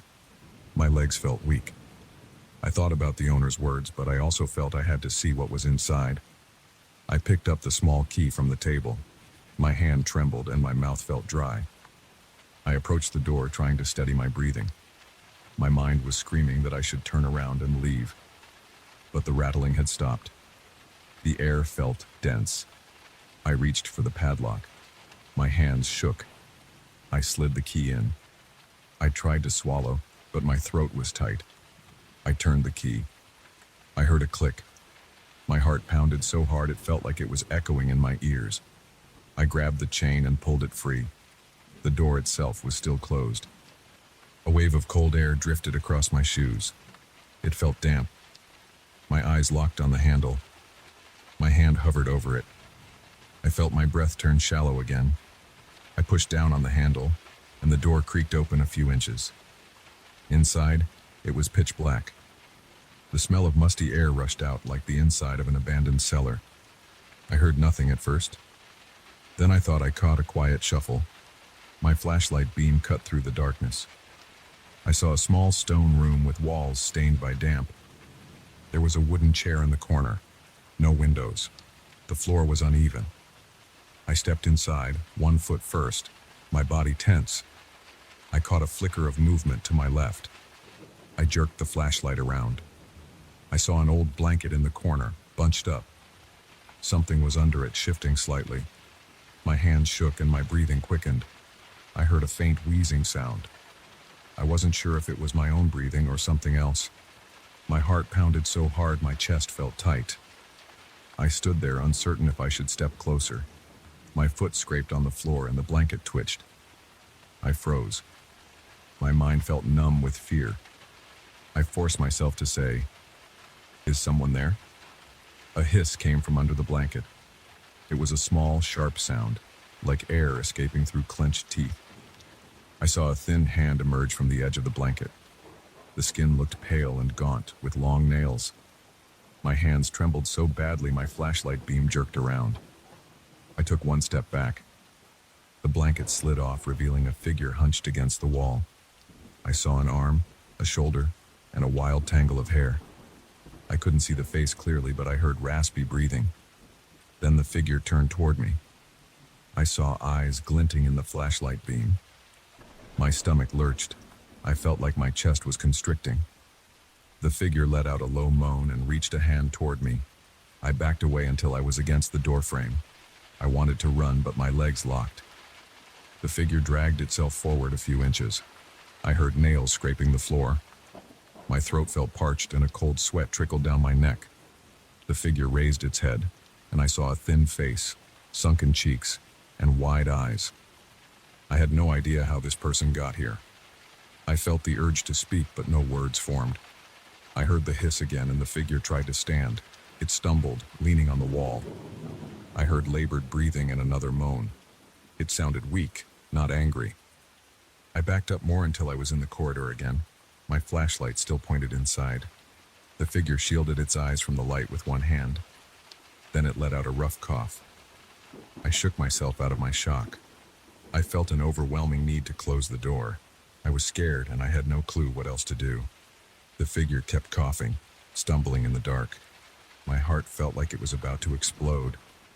My flashlight slipped in my sweaty palm. I could see the figure's features now, definitely a person, but with a haunted expression. I thought about the owner's warning again. I wondered if I should lock this door back up. My mind was spinning with questions. Why would someone be locked up in here? Why the warnings about silence? I couldn't find answers in that moment. I knew I couldn't handle more. My thoughts were too chaotic. I pulled the door shut, slid the chain back around the handle, and locked the padlock again. I heard the figure inside slump against the door with a dull thud. My breath came in uneven bursts. I dropped the key back on the table and backed away. My heart pounded in my ears. The corridor felt colder than ever. The short hairs on my arms stood on end. I walked to my room with stiff legs, my thoughts in a frenzy. Once inside, I locked the door and collapsed on the bed, staring at the ceiling. I felt my pulse pounding in my temples. I had seen a person in there or something close to one. I stayed awake for hours trying to calm down, but I kept replaying the scene. My hands wouldn't stop shaking. I felt overwhelmed and confused. I wondered if I should call someone, but I had no idea who. The owner seemed absent. The phone in the mansion was in the owner's study, which he kept locked. My personal cell phone had no signal out here in the countryside. I was on my own, at least for the night. At some point, I realized there were no more scratching sounds or whispers. The corridor was quiet. I didn't hear any tapping on the door. I didn't hear any chain rattling. The silence felt heavier than the noises ever did. I don't know if the figure inside the room was still there, but I sensed a presence that kept me on edge. I tried to stay calm and plan my departure. As soon as morning came, I told myself I would pack my things, collect my fee if the owner appeared, and leave. I felt no urge to stay. I had done the job. The books were cataloged. I lay there in my clothes thinking about that last sight.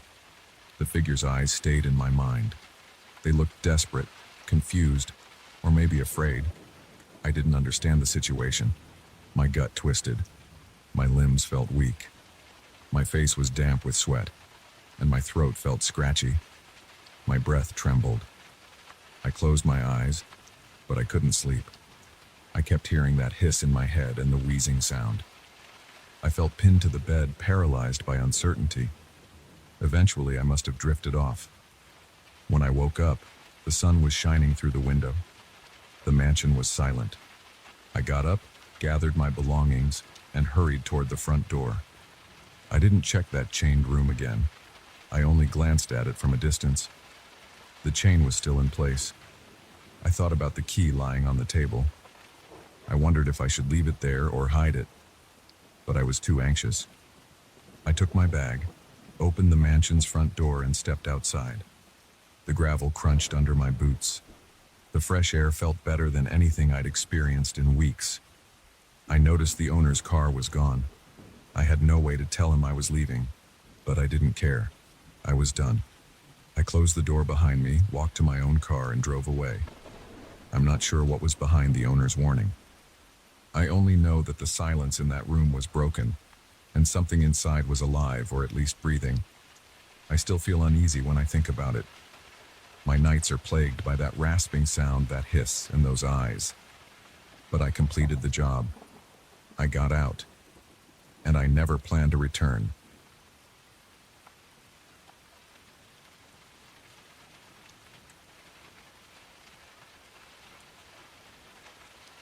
I checked into this old hotel because my job sent me on a long assignment, and I needed a place to stay that wouldn't destroy my budget.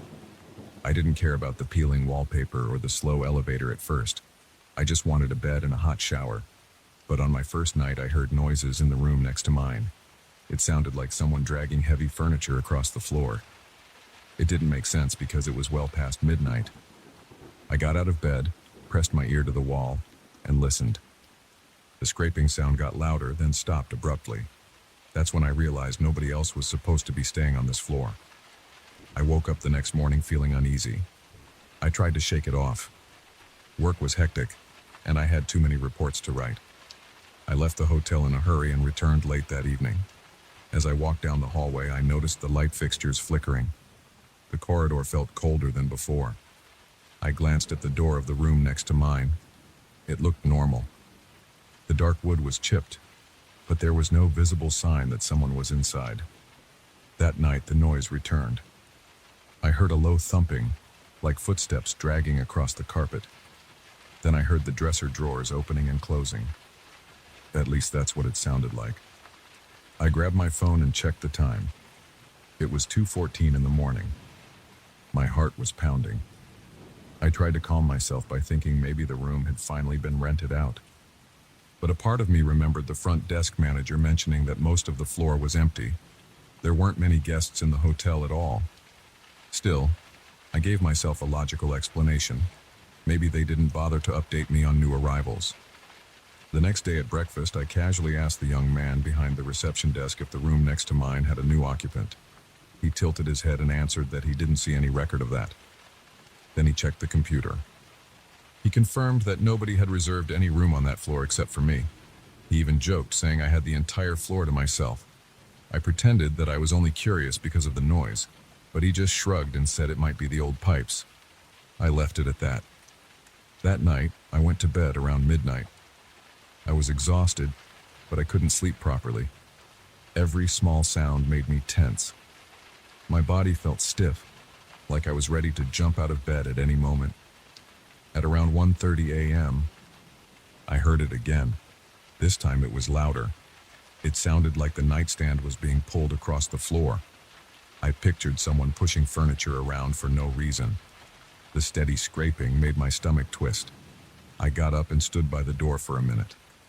I thought about going into the hallway, but I felt a strange hesitation in my chest. My hand shook when I reached for the doorknob. Eventually, I opened my door. The hallway was dim. Most of the lights were on some kind of energy-saving timer, so only every other bulb was lit. I stood outside my room in my socks, listening. The sound was definitely coming from the room next to mine. I approached the door. I could feel cold air near the handle. I knocked softly at first. No answer. I knocked louder. Still nothing. I leaned in and tried to hear any movement inside.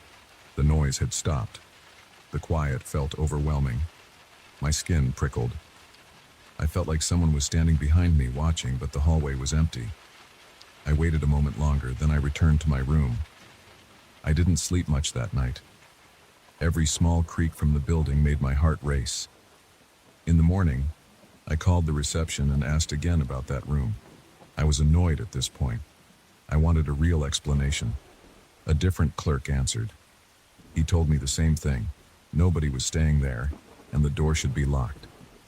He insisted there must be a mistake. I sighed and asked if I could get a different room, maybe on another floor. But they said everything else was booked because of an event in town. I had no choice but to stay put. Over the following few days, the noises continued. Sometimes I heard footsteps. Other times I heard doors closing. I even thought I heard faint whispering. But the scariest moments came when the sounds just stopped all at once, leaving a heavy silence. My nerves were shot. My head hurt all the time. I was always on edge. I started working later and later because I dreaded returning to the hotel. One afternoon, I got back earlier than usual. It was only around 6 p.m. I decided to check out the hallway in the evening light. I wanted to see if there was anything strange about the door itself. I walked over and jiggled the knob. Locked. I put my ear to the door and listened. Nothing. I felt a chill creep over me, like the temperature dropped near that door. My skin tightened and the hair on my arms stood up. I thought I heard a faint exhale from inside, but I told myself it was the ventilation system. That night, I sat on the edge of my bed waiting for the usual noises. Around midnight, I heard a faint tapping, like something tapping on a window or a door frame. Then it went quiet for a bit. An hour later, I heard heavy movement again. It sounded like someone walking with a slight limp. I waited until I was sure it was coming from that room.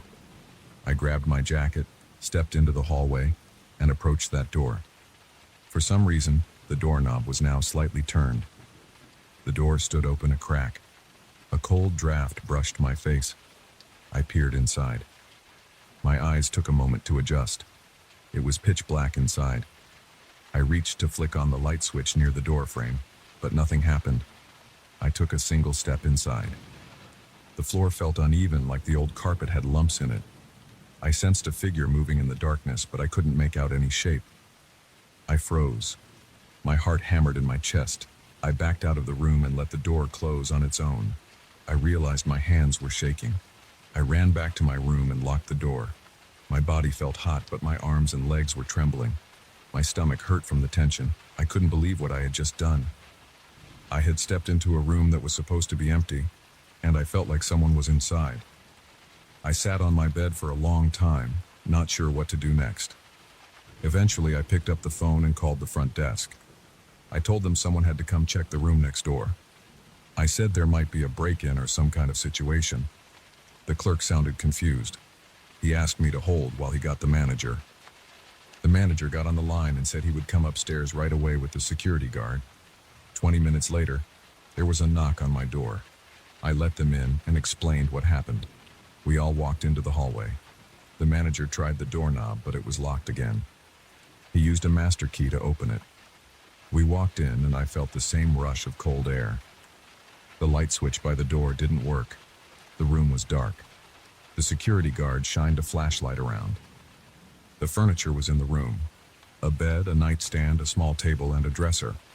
Everything looked old and covered in dust. It didn't look like anyone had used this room in a long time. The manager commented that there were no signs of a break-in.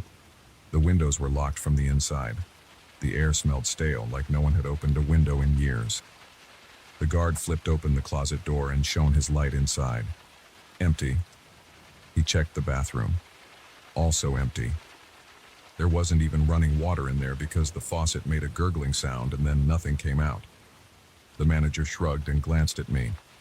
He suggested maybe I heard noises through the walls because of the old plumbing or the heating ducts. I stayed silent. My stomach felt uneasy, but I had no concrete evidence to argue. They left, and I returned to my room. I tried to sleep, but I couldn't. Around 3 a.m., I heard the footsteps again. Slower this time, like a person pacing back and forth. I put my pillow over my head and tried to ignore it.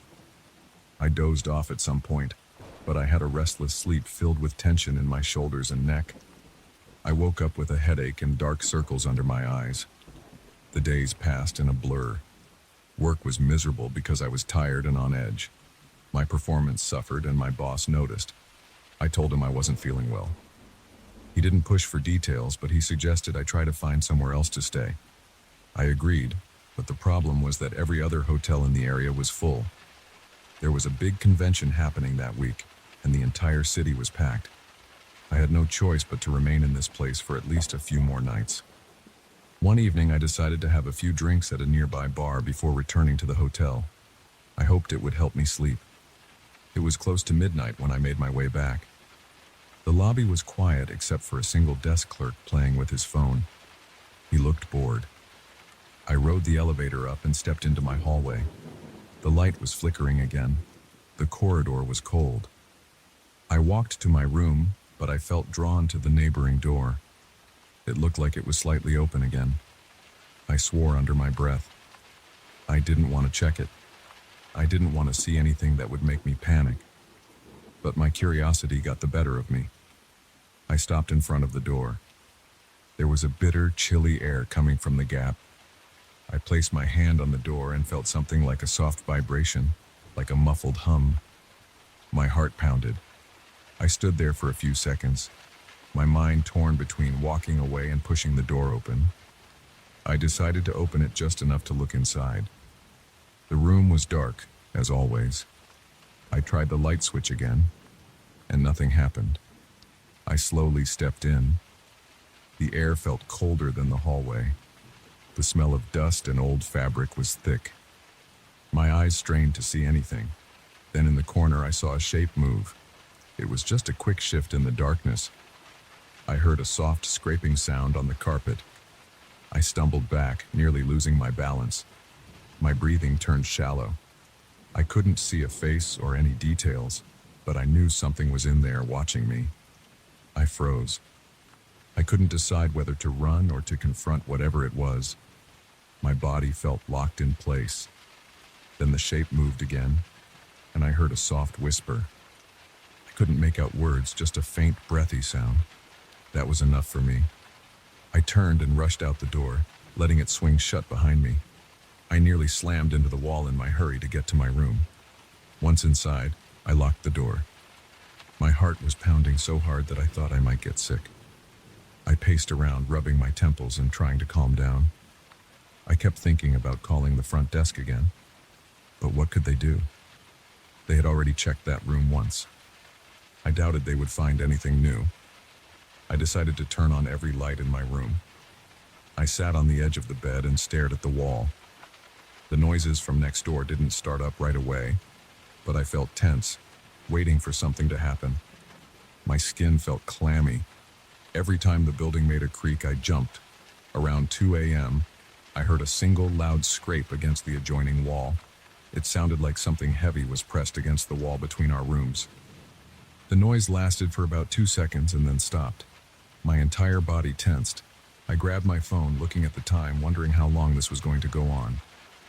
I thought about leaving the hotel right then and there, but I had nowhere else to go. I felt stuck. I hardly slept that night. When the sun came up, I felt a small wave of relief.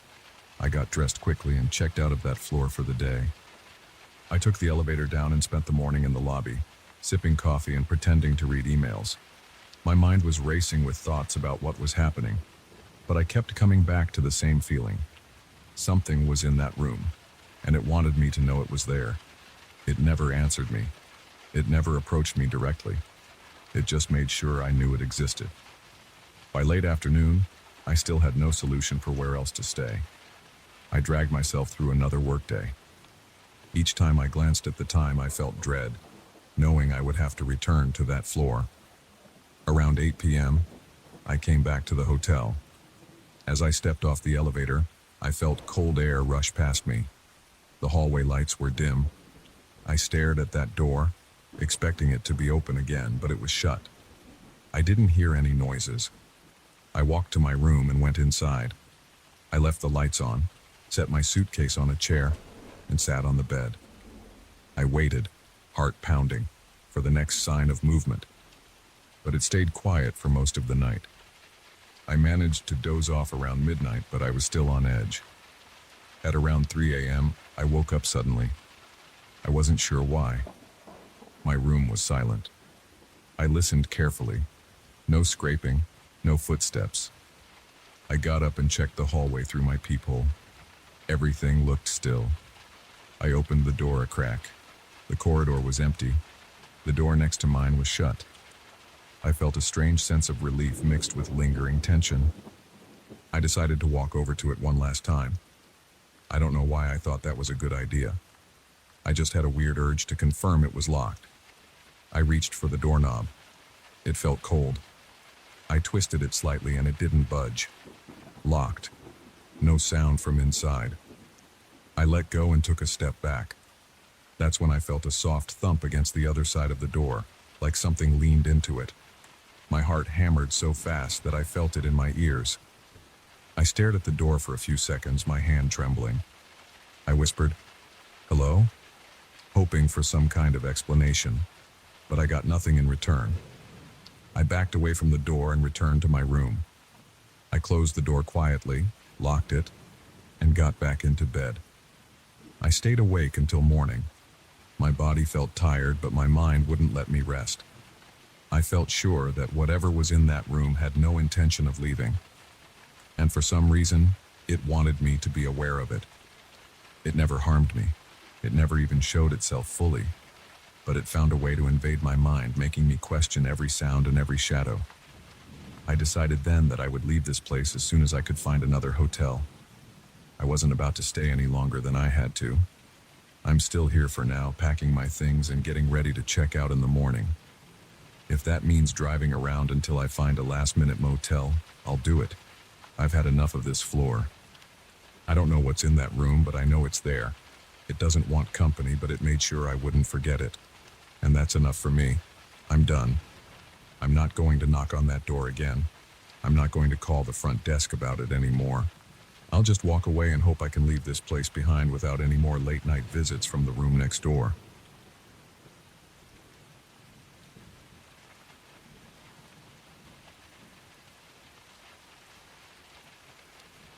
I showed up at the front doors of the old swim club expecting a normal practice session. The building looked worn down. The paint on the walls had chipped away in several places, and there was a faint smell of mildew in the air. I hesitated for a second, and then pushed the heavy door open.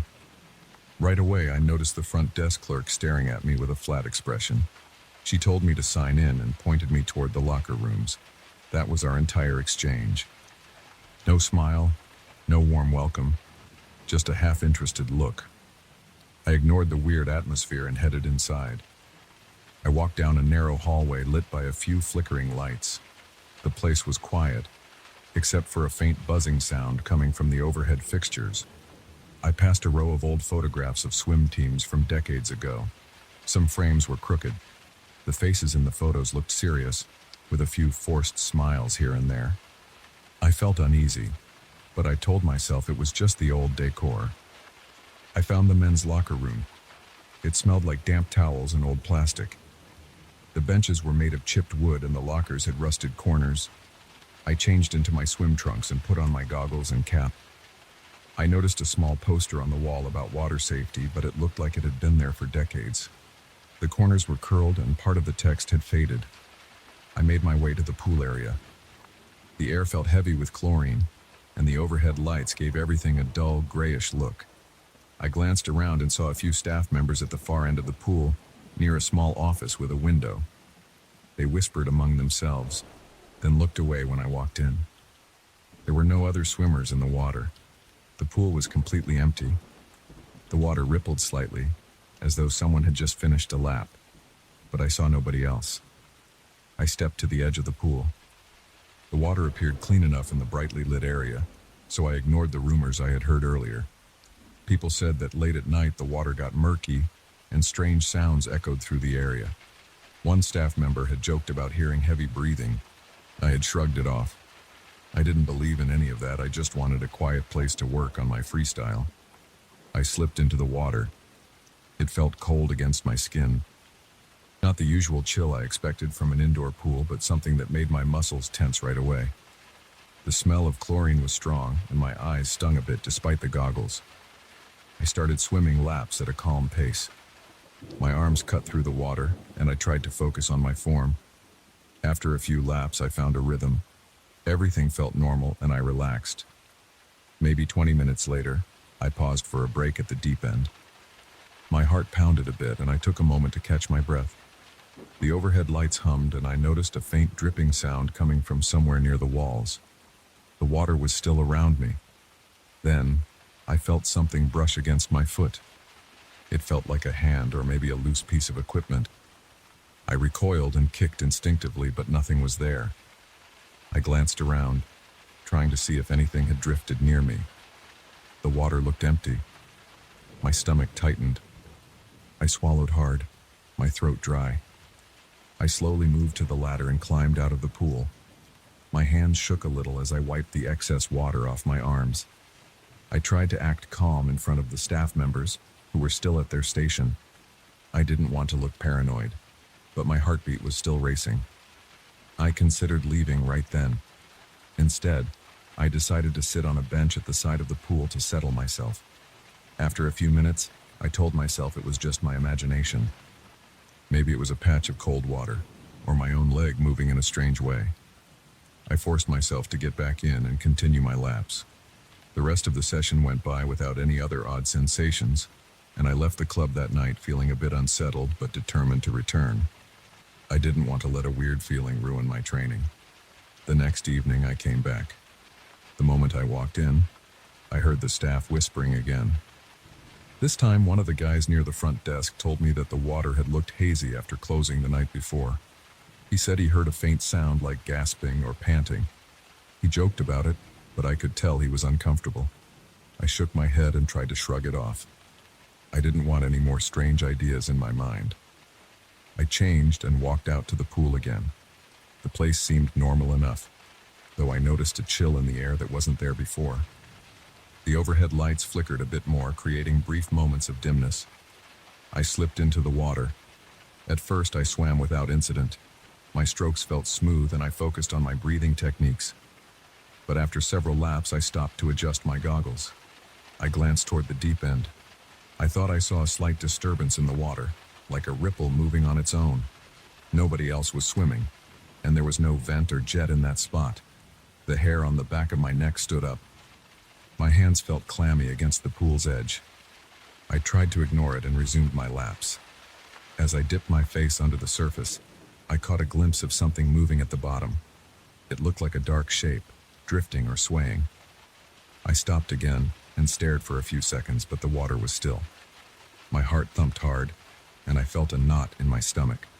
I told myself it was the reflection from the overhead lights, but I couldn't shake the feeling that I had seen something real. I wrapped up my session and headed home. That night I had trouble sleeping. My mind replayed the moment something brushed my foot. My dreams were disturbing. I saw myself swimming in black water. I couldn't see any walls or floors. Everything was just pitch black liquid, and then I felt cold hands gripping my ankles, pulling me down. I woke up gasping for air. My skin was covered in sweat. Despite my anxiety, I went back the following day. The staff members told me more stories. They mentioned hearing odd echoes, sometimes like a person exhaling slowly under the water.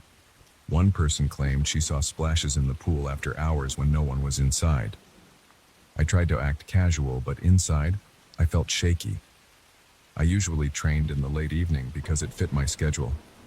That night, the light seemed dimmer than usual. A faint draft made the air feel colder. I noticed my own footsteps echoing down the hallway. When I stepped onto the pool deck, the water looked slightly cloudy, not crystal clear. I dipped my hand in and the temperature felt lower than usual. I slid into the water, hoping some exercise would calm my nerves. I pushed off the wall and started freestyle. My breathing was uneven and I kept glancing around underwater. Every time I turned my head to breathe, I felt a surge of tension. The water seemed heavier somehow.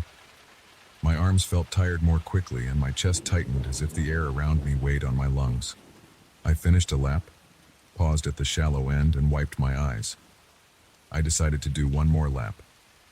As I reached the deep end, I kicked off the wall to head back. That was when I felt a sudden shift in the water behind me. It wasn't my wake because I had paused to turn. It felt like someone else had just pushed off. My blood ran cold, my pulse hammered in my temples, and I swam faster. I forced myself to reach the other side without looking back. When I arrived at the shallow end, I stood up quickly.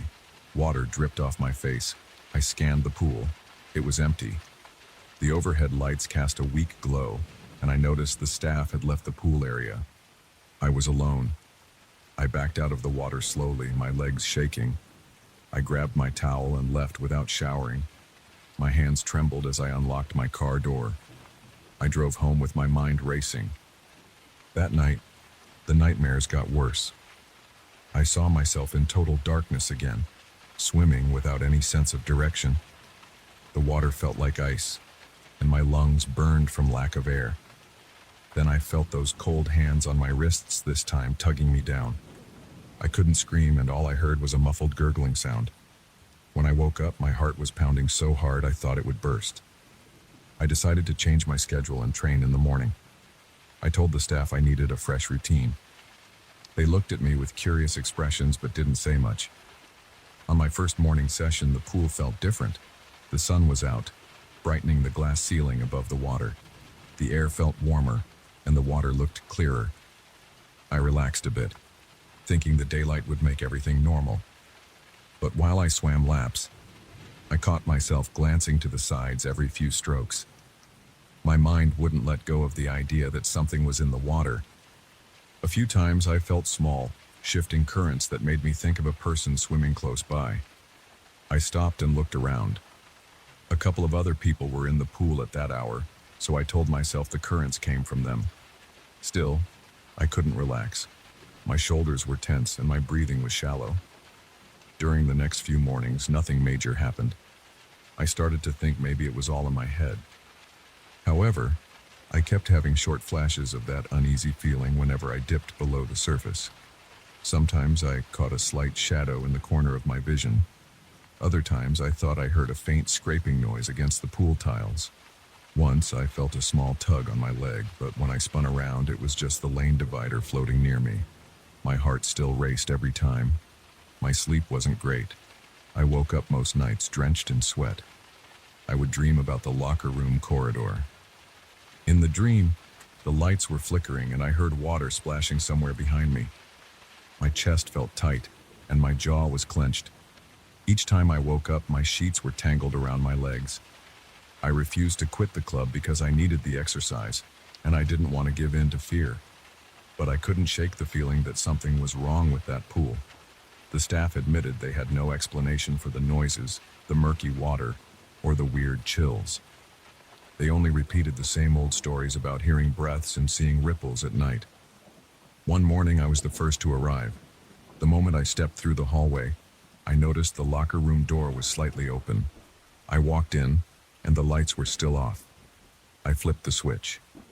The ceiling lights buzzed and a few of them flickered before staying on. I saw my reflection in the mirrors by the sinks. My eyes had dark circles under them. I looked exhausted. I went to my usual locker. The metal felt cold to the touch. I heard a loud drip from one of the showers. The sound echoed in the quiet space. I changed, then headed out to the pool deck. The water's surface was motionless, and for a second, it looked almost inviting. The sunlight was coming in through the high windows. I breathed in and told myself it was just another morning. I swam for about 15 minutes without anything odd. I started to think I might have a normal session. Then, when I stopped at the wall for a quick rest, I heard a noise near the deep end. It sounded like a single breath, almost like someone had surfaced for air. I turned my head, but the pool was empty. My arms tensed, and my stomach felt hollow. I stared for a while, waiting for a sign of movement. The water was still. I debated whether to keep swimming or leave. I pushed off the wall and tried to finish another lap, but my stroke felt shaky. Halfway across, I felt a wave push against my legs. It wasn't big, but it was enough to throw off my rhythm. I coughed and swallowed a mouthful of chlorinated water. My throat burned. I stopped and grabbed the lane divider for support. I scanned the surface again. Nobody was near me. I heard my heartbeat in my ears. I forced myself to keep going and reached the other side. Then I hoisted myself out of the pool, panting. My arms and legs felt weak. I sat on the edge for a moment, trying to catch my breath. I decided that was enough for the day. I toweled off, got dressed, and walked out. The staff at the front desk asked if I was feeling okay. I gave a short nod and left without explaining. I drove home, my hands still shaking on the steering wheel. My clothes felt damp against my skin, and my mind kept replaying the sound of that single breath. I kept up my morning schedule for a while longer, hoping the strange events would fade. They didn't. Every time I entered that building, the air felt stale and uncomfortable. The water always seemed a bit too cold. I caught small glimpses of movement in my peripheral vision, and I heard brief echoes that sounded like someone exhaling. My nights stayed restless, with recurring dreams of being pulled beneath the surface. I'm still going there, but I can't relax. Each time I dip my head underwater, I brace for something to brush against my foot or grab my arm. I can't ignore the tightness in my chest or the shiver that runs through my body when I see those tiny ripples forming without a clear cause. The staff members keep telling the same stories. They shrug it off as old pipes or drafty vents. I wish I could say I found a logical reason for all of it, but I haven't. I don't see any proof of a person in the water, yet I feel a presence. The cold spot around my feet, the fleeting shapes at the bottom, the quiet exhalations that echo at the wrong moments. None of it goes away. When I leave, I feel a knot in my stomach that lingers for hours. At night, I wake up breathless and sweating, with the memory of that suffocating black water on my mind. But I keep going back. I keep hoping it's just a trick of the old pipes or some quirk of this aging building. I hope that maybe on one of these mornings I'll swim my laps and feel fine. Yet every time I step onto the pool deck, the cold air washes over me, and I remember the rumors. I remember the feeling of something brushing my foot. I remember the shape I thought I saw underneath me. I remember the breath I heard when nobody was there. And deep down, I know I'll never see this place the same way again.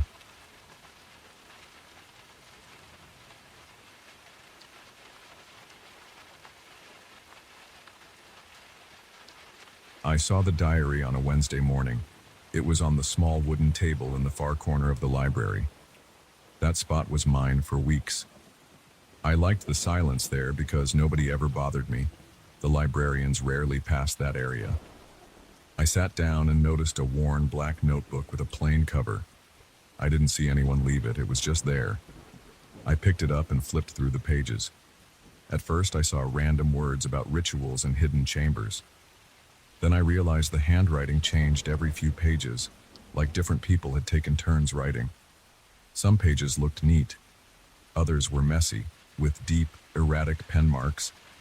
I felt a tightness in my chest when I read a section that described a dark place under the ground. It mentioned long tunnels and weird symbols carved into the walls. I shut the diary and looked around. The library was quiet. A few people sat at desks nearby, but nobody seemed to be watching me. I had this strange feeling in my stomach, like I shouldn't keep reading, but I was curious. I flipped to another page and saw another style of handwriting, full of scribbles in the margins. It talked about a ritual that required certain steps and repeated chanting. I couldn't make sense of it. I closed the diary. My palms felt sweaty. I took a deep breath. I walked over to the main desk and handed it to the librarian. She glanced at the cover, shrugged, and said she'd put it in the lost and found. She didn't ask any questions. I nodded, then walked out of the library. My head felt cramped. I tried to push the diary out of my mind. That night I had trouble sleeping. I kept picturing those tunnels the diary described. I saw myself walking with a torch, heading down some narrow passage. I didn't see anyone with me. I just heard my footsteps echo in the dark. The walls were damp and cold. I saw strange markings like letters from an unknown alphabet.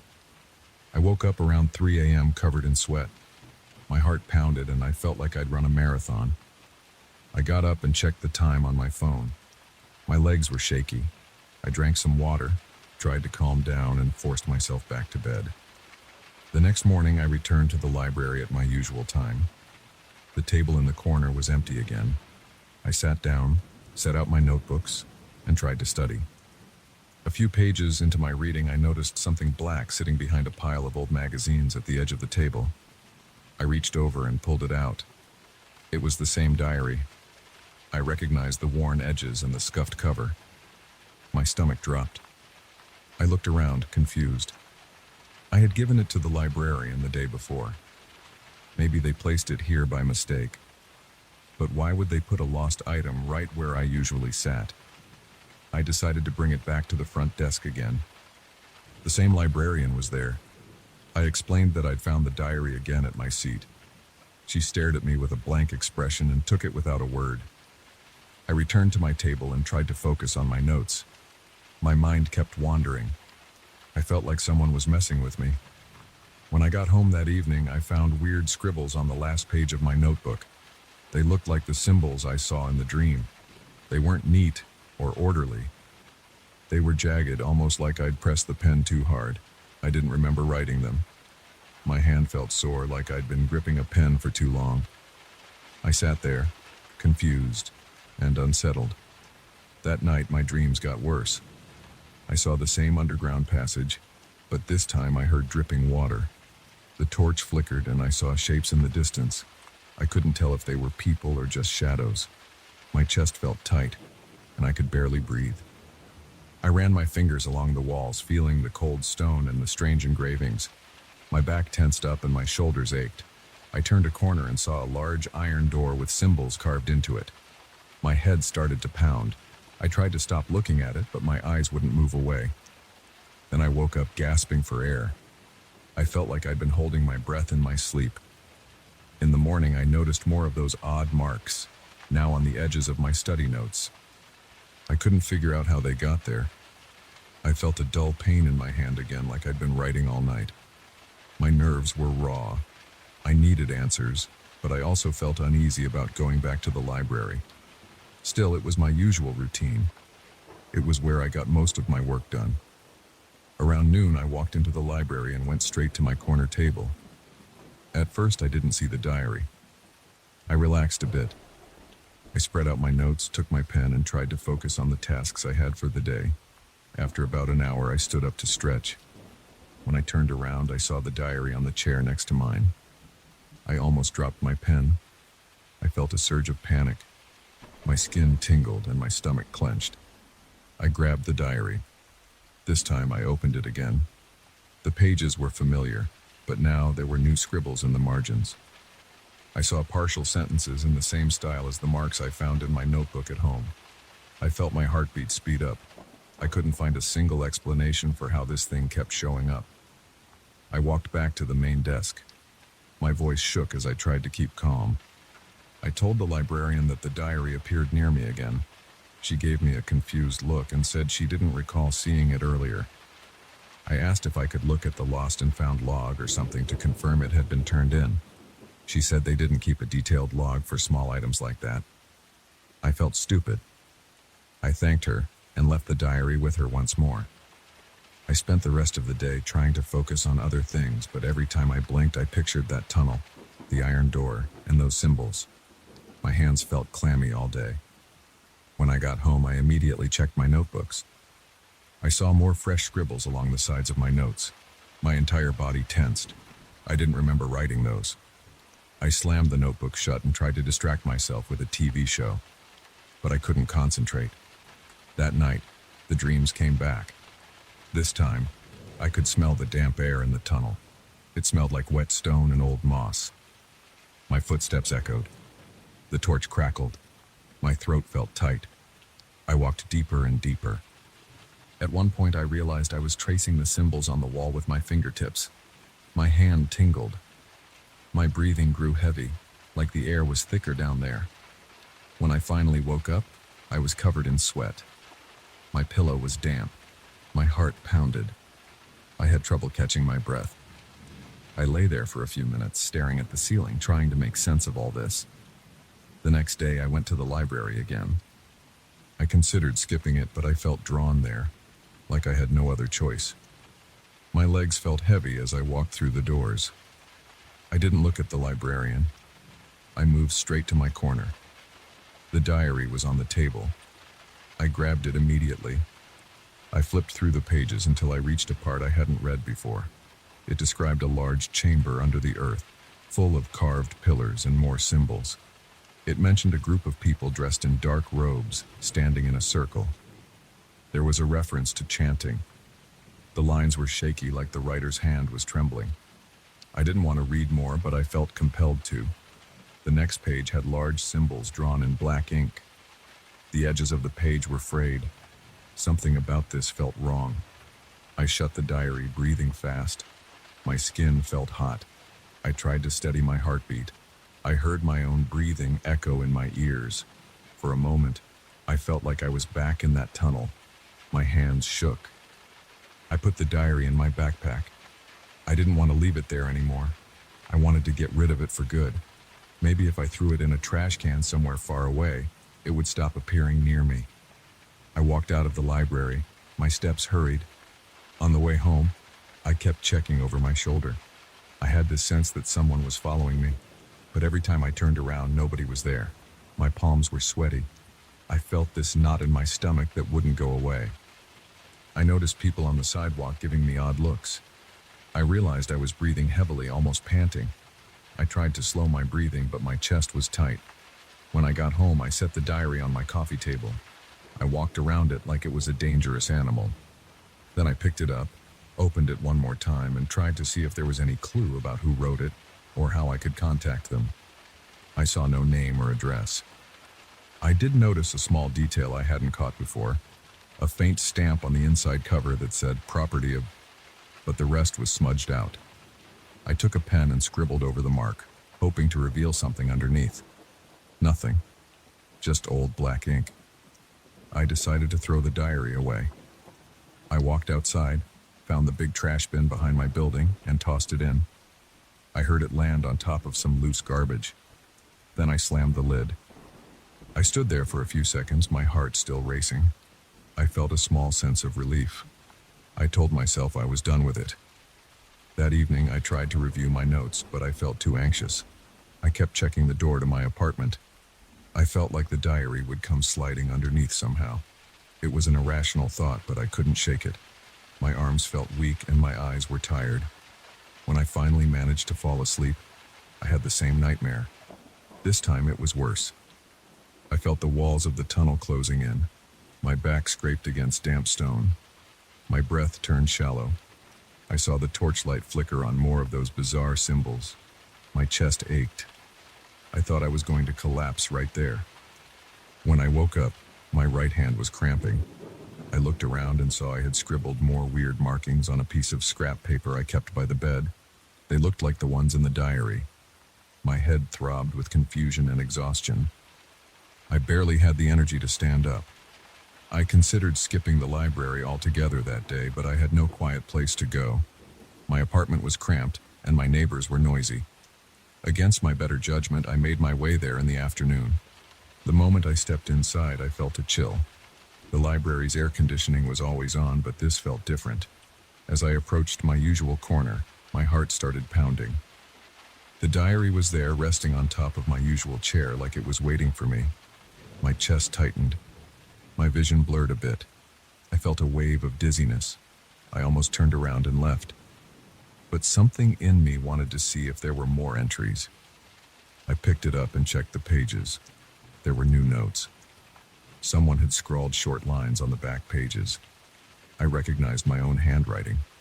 It was the same rushed script I'd seen in the scribbles at home. My hand shook as I flipped through. There was a fresh passage that described the iron door in greater detail. It mentioned that once you open the door, there's no turning back. It also mentioned a path that leads into a deeper chamber. The words sounded frantic.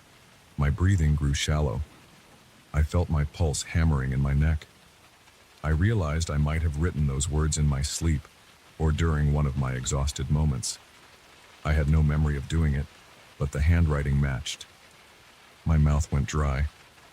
I shut the diary and felt a tremor in my arms. I didn't know what was happening to me. I left the library in a hurry. I could feel the stares of the few people sitting there, but I didn't care. I just wanted to get out. For the next few days, I stayed away from the library. I told myself I could study in a cafe or in my apartment with noise-canceling headphones. I tried everything to distract myself. I kept the lights on at night. I drank coffee to avoid sleeping too long. But I still had short bursts of nightmares whenever I dozed off. Each time I saw those tunnels, I felt the cold stone under my fingertips, and each time I woke up with more scribbles around me. On the 5th day, I realized the diary was on my kitchen counter when I got home. I never brought it here. I had thrown it away. My head pounded when I saw it. My first thought was that I was losing my mind. My second thought was to open it and see if anything else had been added. Sure enough, there were more notes in my handwriting. They described a final passage leading to a hidden ritual site. I slammed the diary shut and felt my heart race. My hands were shaking so much that I dropped it. It landed on the floor with a dull thud. I picked it up and flipped to the front again. The older entries were still there, describing the dark place underground, the chanting, the weird group in robes. But I could feel my perspective shifting. It was like I was part of that group, or at least something was pulling me in that direction. My forehead felt damp with sweat. My pulse pounded in my temples. I paced around my kitchen. I wanted to destroy it. I wanted to set it on fire. But I felt afraid. Part of me worried something worse would happen if I tried. My breathing was shallow. My eyes were burning with exhaustion. I put the diary inside a drawer and slammed it shut. I sat on my couch, feeling shaky and uncertain. That night, I had another nightmare.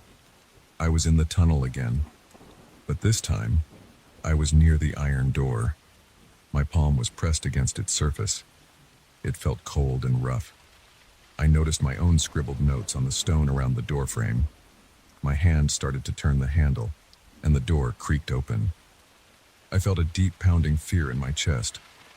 Then I woke up so fast that I almost fell off the bed. My heart hammered and my throat was dry. I could taste bile at the back of my mouth. I realized I'd been grinding my teeth. My jaw ached. Now, whenever I close my eyes, I see that door. I see the torchlight flicker. I feel my hand on the metal handle. And I don't know what happens if I walk through. I don't want to find out. But I keep feeling a pull to return to the library, to open that diary again to see if there's some final entry that explains it all. Every time I try to resist, I end up picturing those symbols in that cold, dripping tunnel. My hands tremble just thinking about it. I'm telling this story because I don't have anyone else to tell. I don't know how this diary keeps appearing. I don't know why I'm writing in it without remembering. I only know that these nightmares leave me exhausted, and these strange scribbles keep showing up wherever I go. I feel like I'm always on edge, waiting for something to jump out from behind a bookshelf or appear in my apartment. I still go to the library sometimes. The diary still shows up. I return it to the front desk, but it always finds a way back to me. I've stopped trying to explain it to the librarian. She just stares at me like I'm wasting her time. Now I keep it in my desk drawer at home locked away, hoping that maybe it will stay put. But a small part of me knows it won't. That's all I can say. I'm living with this strange cycle, uncertain if I'm doing these things to myself or if the diary has some power I can't understand. My body feels tired all the time. My eyes burn. My hands ache. But the dream tunnels keep calling me, and the diary keeps finding me. I don't know how to break free. I just know that every day I wait for the next page to fill itself, and every night I brace for the same suffocating darkness to swallow me again.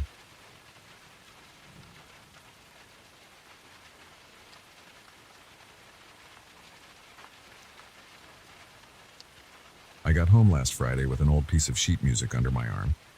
My friend, a fellow musician, had handed it to me earlier that afternoon. He didn't say much about it. He just shrugged and said he found it in a pile of stuff he bought at a flea market. He said it looked like something I might enjoy. I thought it was just another random score. I had no idea it would make my living room feel colder than it ever had before. I'm an amateur pianist, so I'm used to leafing through old manuscripts and trying out new tunes. I like the musty smell of old paper. I don't mind the faded ink or the occasional notes scribbled in the margins by past owners. But that day, when I took the sheet out of the folder, I noticed something strange.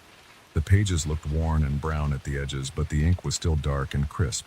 There was no title, no composer's name. The measures seemed normal at first. Quarter notes, half notes, rests. But near the end of the first page, I saw some symbols I didn't recognize.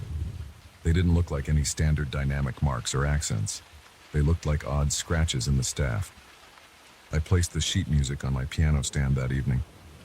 I turned on a small lamp by the piano. The yellow light flickered a bit, which I thought was just the bulb needing replacement. Then I started playing. The first measures were calm.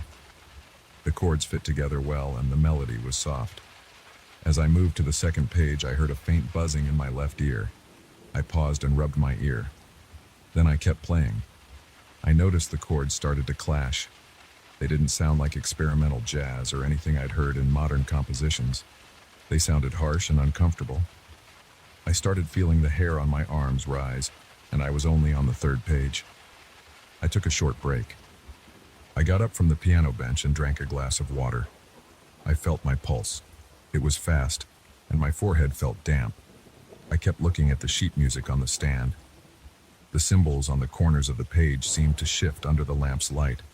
I thought my eyes were playing tricks on me. I switched on the overhead light in the living room to make sure I could see properly. The symbols didn't move then, but I still felt uneasy. I sat back down and placed my hands on the keys again. My fingers felt rigid and I had a slight tremor. I tried to ignore it. I started playing from the fourth page. The notes sounded jarring. My foot on the pedal picked up strange overtones like echoes. The piano seemed to vibrate more than usual. I glanced around the room. The walls looked darker even with the overhead light on. I heard a slight draft from somewhere, but I had closed all the windows. The temperature felt different, like a sudden chill. I forced myself to keep going. My shoulders tensed and my breath felt shallow. I could hear my own heartbeat. The music got faster with more of those strange symbols. My hands felt like they were digging into the keys. The chords sounded broken, but I kept following the notation. Then, out of nowhere, I heard a low hum, almost like a distant horn. I stopped playing for a second to check if it came from outside. When I paused, the room went silent, except for the faint buzz in my ears. I decided to push through and finish the piece. I had this urge to see where it led. As I reached the last measures on the final page, I felt the air in the room turn icy. My breath came out in short gasps. My eyes teared up from the cold. My left hand cramped and I nearly messed up a chord. I kept going. There was a sensation on my neck, like someone was standing right behind me. I wanted to turn around, but my hand stayed on the keys. The piano's volume seemed to swell as if invisible strings and brass were accompanying me. I could swear I heard more instruments, but there was no one else there. Then the music ended with a single, sustained note. I pressed the key and held the pedal, waiting for it to fade. The echo from the piano lingered. It didn't just fade away. It pulsed a bit in the room. I felt my chest tighten. I let go of the key and just sat there. My arms were stiff, and my fingers were cold. The overhead light flickered once, then stayed on. I stood up slowly. My back hurt. My head felt heavy. I looked at the sheet music. It was lying there on the stand, but now it seemed thicker. I noticed more pages at the back that I hadn't seen before. I flipped through them. They were blank at first glance, but then I saw fresh notes forming on the paper, like ink bleeding in from beneath. I watched, mouth dry, as new measures took shape. I couldn't believe it. The new pages looked old as well, with the same dark ink and the same strange symbols. I stepped back and bumped into the piano bench, nearly falling. My heart pounded. I closed the piano lid and gathered the pages in a stack. I slid them into a drawer, hoping that would stop whatever was happening. I forced myself to turn off all the lights and go to bed. I felt my muscles ache, and I just wanted to sleep. That night, I woke up a few times. At around 2 a.m., I heard something. It was faint, but I recognized the pitch. It was the piano. I sat up in bed, listening. The notes were the same dissonant chords from the final pages of that strange piece. They repeated in a slow pattern, then paused, then repeated. I felt my pulse speed up. I rubbed my eyes and got out of bed. The hallway was dark, so I turned on the light. The switch clicked, but the light took a second to come on. When it did, it was dimmer than usual. I walked toward the living room. The piano keys were moving on their own. The lid was still closed, but the sound came from inside. My heart thumped. I lifted the lid, expecting something mechanical, but nothing was there. The keys pressed down by themselves, playing that unsettling chord progression. The sheet music was still in the drawer, so it wasn't out in front. I stood there, frozen. My arms felt heavy. I leaned over and slammed the lid shut. The sound stopped abruptly. I opened the drawer and checked the sheet music. It was there, exactly where I had put it. I flipped to the end. More lines were filled in than before. I stared at them for a long time, but I couldn't make sense of them. They looked like normal notes, except for those odd symbols scattered around. I closed the drawer, went back to bed, and lay awake until morning. My mind replayed the chord progression. My body felt sore, and I struggled to get comfortable. I considered calling my friend and asking if he knew anything about this, but I didn't want to sound crazy. I also didn't want to bring more attention to the score. Part of me wanted to burn it, but I was afraid of what might happen if I did. In the morning, I tried to focus on regular life.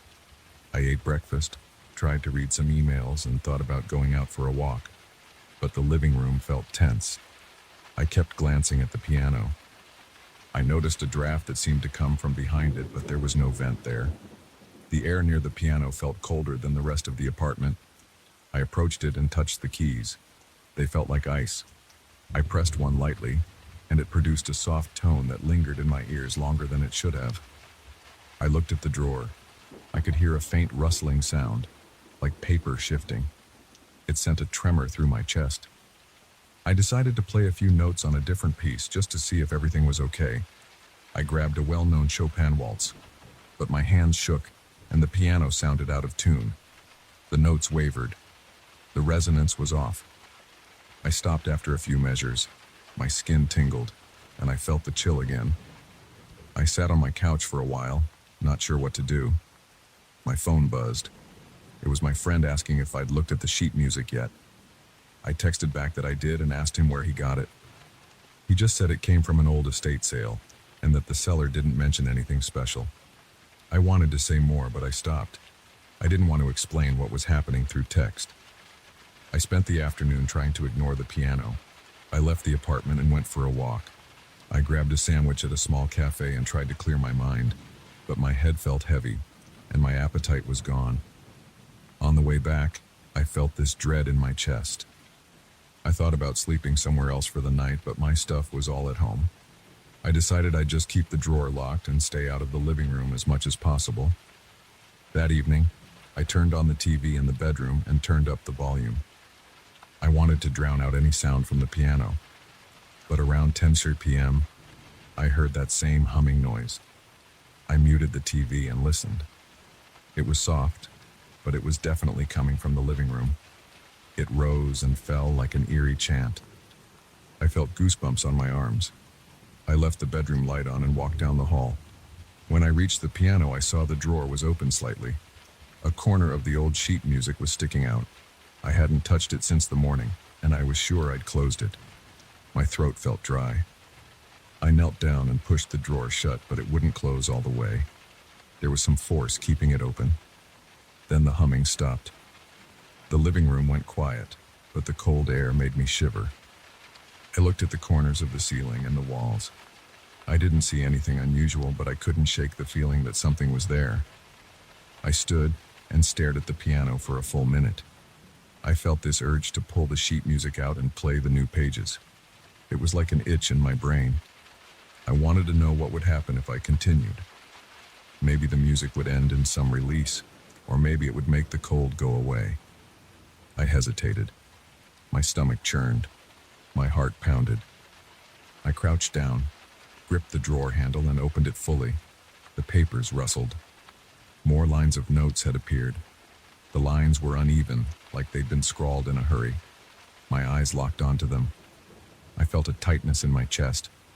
The composition was longer now, at least 3 more pages than yesterday.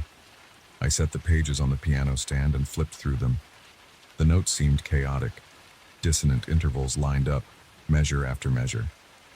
The strange symbols were more frequent. They looked angular and sharp, placed above certain chords. I placed my hands on the keys and tried the first measure of the new section. The chords sounded thick and unpleasant. My head throbbed. I stopped. I couldn't do it right then. I closed the lid again. I didn't sleep well that night. The temperature in the apartment dropped even more, and I used 2 blankets. I woke up with stiff joints and a headache. In the morning, I found the piano lid open.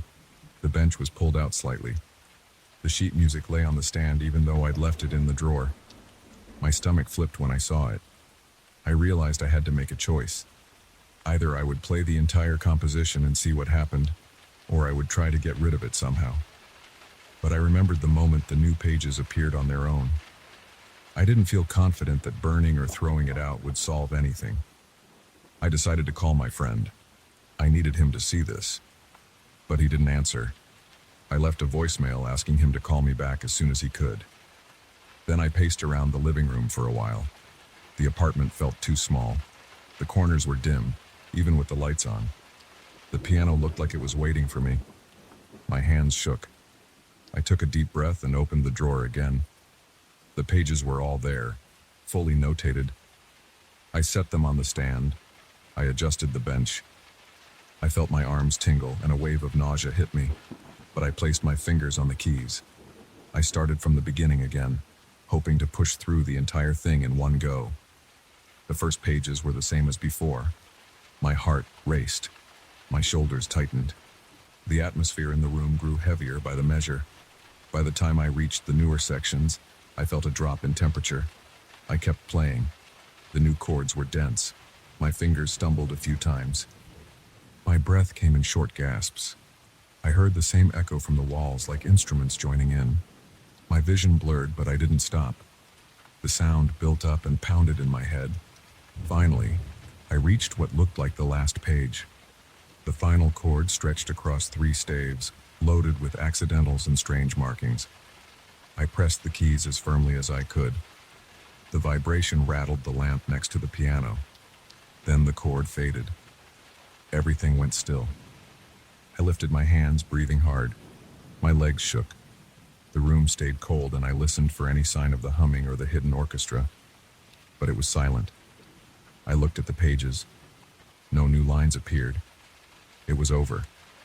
I slid the stack of pages back into the drawer and closed it. My fingers tingled. The overhead light in the living room glowed a bit brighter than before. I walked away from the piano, feeling lightheaded. I left the apartment shortly after that and stayed out until it got dark. When I got back, the living room felt normal again, though the cold spot near the piano lingered. I haven't tried playing the piece again. Sometimes I still hear faint notes in the middle of the night, but they're softer now. The pages haven't changed since then, and they stay locked in the drawer. I don't know if I'll ever touch them again. Sometimes I feel tempted. Sometimes I wonder if the music will keep growing if I give it another chance. But I stay away, because each time I look at those pages, I remember how my hands felt numb and how the air turned ice cold around me. And that's all the reason I need to leave it alone.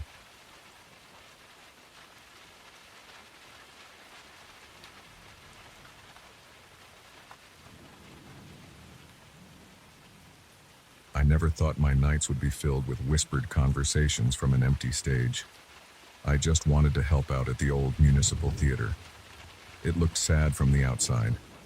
The walls showed signs of water damage, and the front doors creaked. People said it was a place with a lot of history, but they also said it was almost forgotten. They needed volunteers to clean and lock up. I signed up because I had free time, and I felt like a space like that deserved some care, even if it didn't draw big crowds anymore. I didn't expect to hear voices in the basement after dark. I didn't expect to see strange shapes in the dressing room mirrors. I definitely didn't expect my nerves to fray each time I turned out the lights. I've been doing this volunteer job for a few weeks. My main tasks are sweeping the floors, cleaning the dressing rooms, and making sure all the doors are locked at night. On weekends, I come in the early afternoon and stay until around midnight. Sometimes there are small recitals, maybe a speech or a local choir rehearsal, but not much more than that. Most of the time, the place is quiet and empty. That's what I liked about it at first. I liked the idea of being alone with the sound of my own footsteps on the old wooden stage. The seats are musty and the curtains have a dusty smell, but I found something comforting about it. Then I started hearing things. The first time I heard the voices was on a Wednesday evening. I was finishing up in the orchestra pit, making sure there were no stray cups or papers from the few people who had used the space earlier in the week. I heard a murmur that sounded like a single person speaking. The sound carried up from the basement, or maybe from somewhere behind the stage. I froze, thinking maybe someone had entered without me noticing. I listened carefully, but I only caught a few faint sounds. I walked over to the side door and peeked into the hallway that leads to the basement. There was nobody there. The door to the basement steps was closed. I listened again. Nothing. My heart thumped in my ears, but everything was quiet. I shrugged it off and got back to work. I thought maybe it was a trick of the old pipes. A few nights later, I was in the main lobby sweeping. It was around 9 p.m., and the place was empty. The overhead lights in the lobby are weak, and the corners stay in shadow. I heard the voices again, clearer this time. There were at least 2 voices, maybe 3. They sounded upset, like they were arguing. I couldn't make out words, but I heard a strained tone, like frustration or desperation. My chest felt tight, and my palms got sweaty. I set the broom aside, walked to the top of the basement stairs, and flipped the light switch. The hallway below looked dim. The fluorescent light flickered for a moment before settling. I stood there listening. I heard one of the voices again, but it was so faint I couldn't be sure if it was real or my imagination. I took a few steps down, each stair creaking under my weight. When I reached the bottom, the smell of mold was heavy, but something else blended in. Something like old flowers that were left out too long. I looked around. The hallway was empty. The utility room door was open a crack. I nudged it open and saw nothing but old chairs and boxes. The voices had gone silent. That night I locked up feeling uneasy. I stayed by the front doors for a minute before leaving, just staring back at the dark interior. My mind kept replaying the voices. They hadn't sounded casual. They sounded urgent, like a dress rehearsal on the edge of chaos. but there was no one there. I remember telling myself I was just tired. The next week, I started hearing the voices almost every night. Sometimes they were muffled, like they were coming from behind a thick wall. Sometimes I heard them right when I was on stage. I'd stop and listen to the echo. My mouth would go dry and my hands would tremble a bit. Every time I investigated, I found empty corridors and dusty floors. The smell in the basement kept shifting from that moldy dampness to that hint of old flowers. It felt heavier when I went deeper into the basement rooms, like the air was pressing in on me. I kept expecting to turn a corner and see people, but I never did.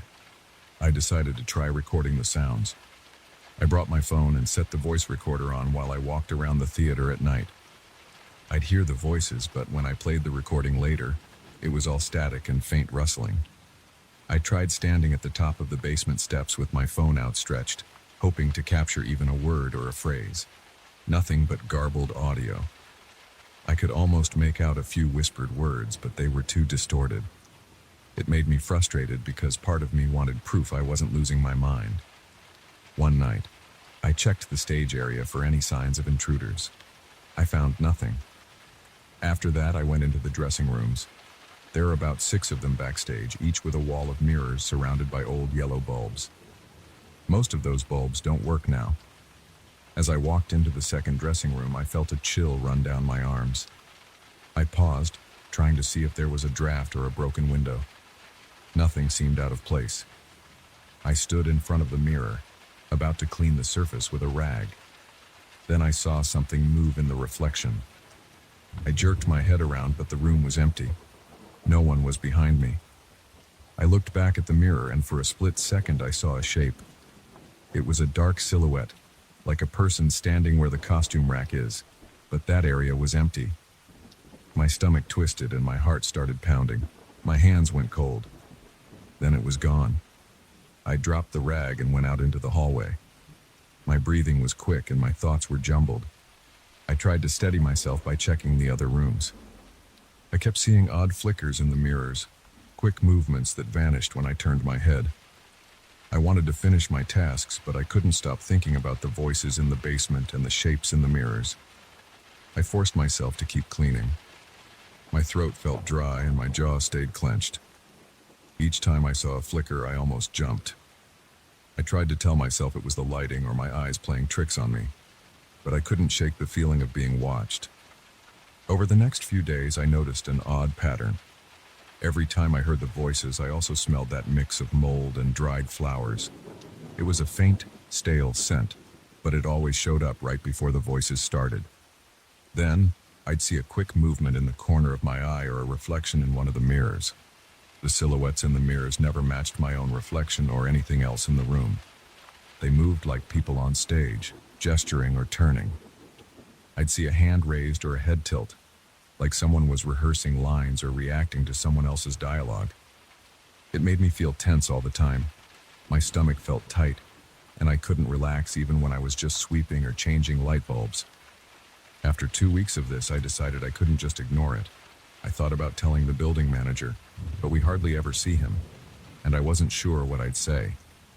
I keep hearing voices in the basement and I see shadows in the mirrors, but there's no one there. That sounds ridiculous. Instead, I tried to gather more evidence. I went out and bought a small digital voice recorder, something more sensitive than my phone's mic. I hid it in different spots near the basement steps, in the dressing rooms, even on the stage. The recording still came out distorted.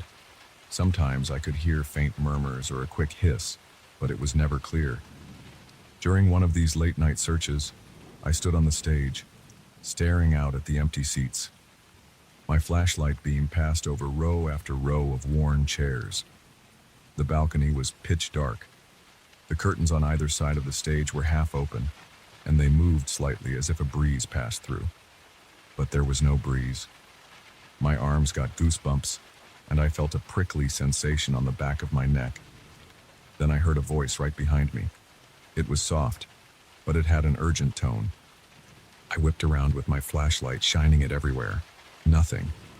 My heart was racing so fast that I felt a little lightheaded. I forced myself to breathe slowly, but every time I inhaled, I smelled that stale flower scent. I climbed down from the stage and hurried backstage, not bothering to finish my cleaning. That same night, I had trouble sleeping. I kept seeing the shape in the mirror whenever I closed my eyes. I felt like my apartment was too quiet, too different from the theater. I wished I had something normal to focus on, something that could wipe the memory of that whispered voice from my head. The next day, I told myself I had to be more systematic about it. I took a small notebook to the theater, planning to write down every time I heard the voices or saw something odd. I spent most of the afternoon vacuuming the lobby carpet. Around 5 p.m., a small group came in to rehearse a choral arrangement, so there were real voices in the building for a few hours. That made me feel better. But by 8 p.m., they left, and I was alone again. I sat in the main auditorium, on the edge of the stage, writing in my notebook. I noted the time, the date, and how the building felt. At first, it was just quiet. I heard normal creaks from the old structure. I walked backstage around 8:30 and checked the dressing rooms. The mirrors were empty. No weird shapes. The smell was just dust and old paint. I felt a bit relieved, like maybe it was over. Then around 9:15, I was locking the back doors leading to the alley. I heard the voices again, this time coming from the corridor near the basement. They sounded strained, like actors in the middle of a tense scene. My ears picked up more than one person, 2 or 3, maybe more. My heart pounded, and my hand shook a bit on the door handle. I wrote down the time in my notebook. Then I went to the basement door. I stood there gripping my flashlight, trying to decide if I should go down again. My throat felt tight. The hair on my arms stood up. I opened the door and flipped the switch. The light flickered. The voices grew quieter, but still audible. They were definitely down there. I forced myself to walk down the stairs. Each step creaked. My breaths were shallow, and I could feel sweat beading on my forehead. The smell hit me halfway down, mold and that stale flower scent. I swallowed hard. The hallway was still and dimly lit by the single fluorescent tube. I moved slowly, checking the storage rooms. Nothing. I followed the corridor to the far end, where an old locked door leads to a crawl space. The voices seemed closer there, like they were right behind the door. I leaned in and pressed my ear to the wood. The voices were clear enough to make me think real people were on the other side. I grabbed my keyring, though I knew I didn't have a key for that door. It's always been off limits. The building manager told me not to worry about it. I jiggled the handle. Locked. I considered knocking, but my hand trembled at the thought. My heart pounded. The voices were so close, but I still couldn't make out exact words. They sounded agitated. My palms felt clammy, and I realized I was gripping my flashlight so tightly that my knuckles were sore. I stepped back, trying to catch my breath. Then the hallway went silent. No fading out. No gradual quieting. Just silent, like someone flipped a switch. The stale flower smell was overwhelming, so I moved away, trying not to breathe it in too deeply. My pulse was racing, my mouth tasted like metal. I felt dizzy. I hurried back up the stairs, my footsteps echoing in the empty corridor. I made it to the lobby and tried to calm down. My heart was hammering and my legs felt weak. I dropped into a chair, resting my head in my hands. After a minute, I stood up and decided to check the dressing rooms again. I wanted to see if those reflections had changed. Each dressing room was silent. The overhead lights flickered when I turned them on. I stared into the mirrors, searching for any movement. In the third dressing room, I saw a faint outline in the mirror's reflection, like someone standing behind me. I spun around, swinging my flashlight, but the space was empty. I heard a soft rustle like fabric moving, and I froze. I looked back to the mirror and the outline was gone. My hands shook and my stomach felt tight. I realized I couldn't stay in there any longer. I turned off the lights and hurried to the front of the theater. I checked the time. It was close to 10 p.m.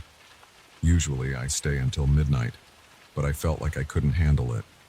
I did a quick walkthrough to make sure all the exterior doors were locked. My stomach churned. My neck felt stiff, and every little sound made me flinch. I felt an urge to run. I left early, locking up behind me. Over the next few nights, the same thing happened. The voices showed up, and I'd catch glimpses of shapes in the mirrors. The smell of mold and old flowers hovered around me whenever the voices started. My hands would get clammy and my heart would race. Each time my recordings failed. I only got static or faint whispers. I tried telling myself it was some old vent system carrying voices from outside or some leftover radio frequency. But the consistent timing and the sudden silence whenever I got too close didn't make sense. The shapes in the mirrors also made me question that logic. They moved like real people, performing some drama that I couldn't hear clearly. I started dreading my shifts. My nerves were on edge. My shoulders ached from being tense. I could barely sleep when I got home because I kept replaying those moments in my head. Yet I kept going back. Part of me wanted to understand what was happening. Part of me felt responsible for the theater, like I couldn't abandon it. Every time I turned the key in the front door, I felt a knot in my stomach. Tonight, I'm sitting here in the office, taking a break before I do my final rounds. The building is quiet. I hear the hum of the old HVAC system. I feel a bit nauseous, and there's a dull ache in my temples. I can still smell a faint trace of that stale flower scent. My phone battery is full, and my recorder is ready. I'm going to try one more time to capture the voices. I'm afraid of going down those steps, but I have to know if the locked door at the end of the hallway will stay closed. I have to know if I can figure out who or what is behind those voices. My stomach clenches, and my hands feel slick with sweat. I'm nervous, but I'm also determined. I'm not expecting answers exactly. I just want something on tape, something that proves I'm not imagining this. After I finish this last round tonight, I'll lock up and take a few days off. I need to clear my head. Maybe I'll talk to someone else about it, or maybe I'll decide it's better to quit. I don't like feeling this tightness in my chest every time the lights flicker. But first, I have to see if I can catch them on audio. I'm not sure what I'll do if I succeed. If the recording finally works, then I'll have proof of something. But even that thought scares me. I guess I'll find out. For now, I just want to get through this shift. I'm heading down there in a few minutes. I can feel my pulse pounding. The air in here is heavy, my mouth is dry. I'm just going to swallow my nerves, grab the flashlight, and walk toward the basement door. If I hear the voices again, I'll press record. That's all I can do. One step at a time.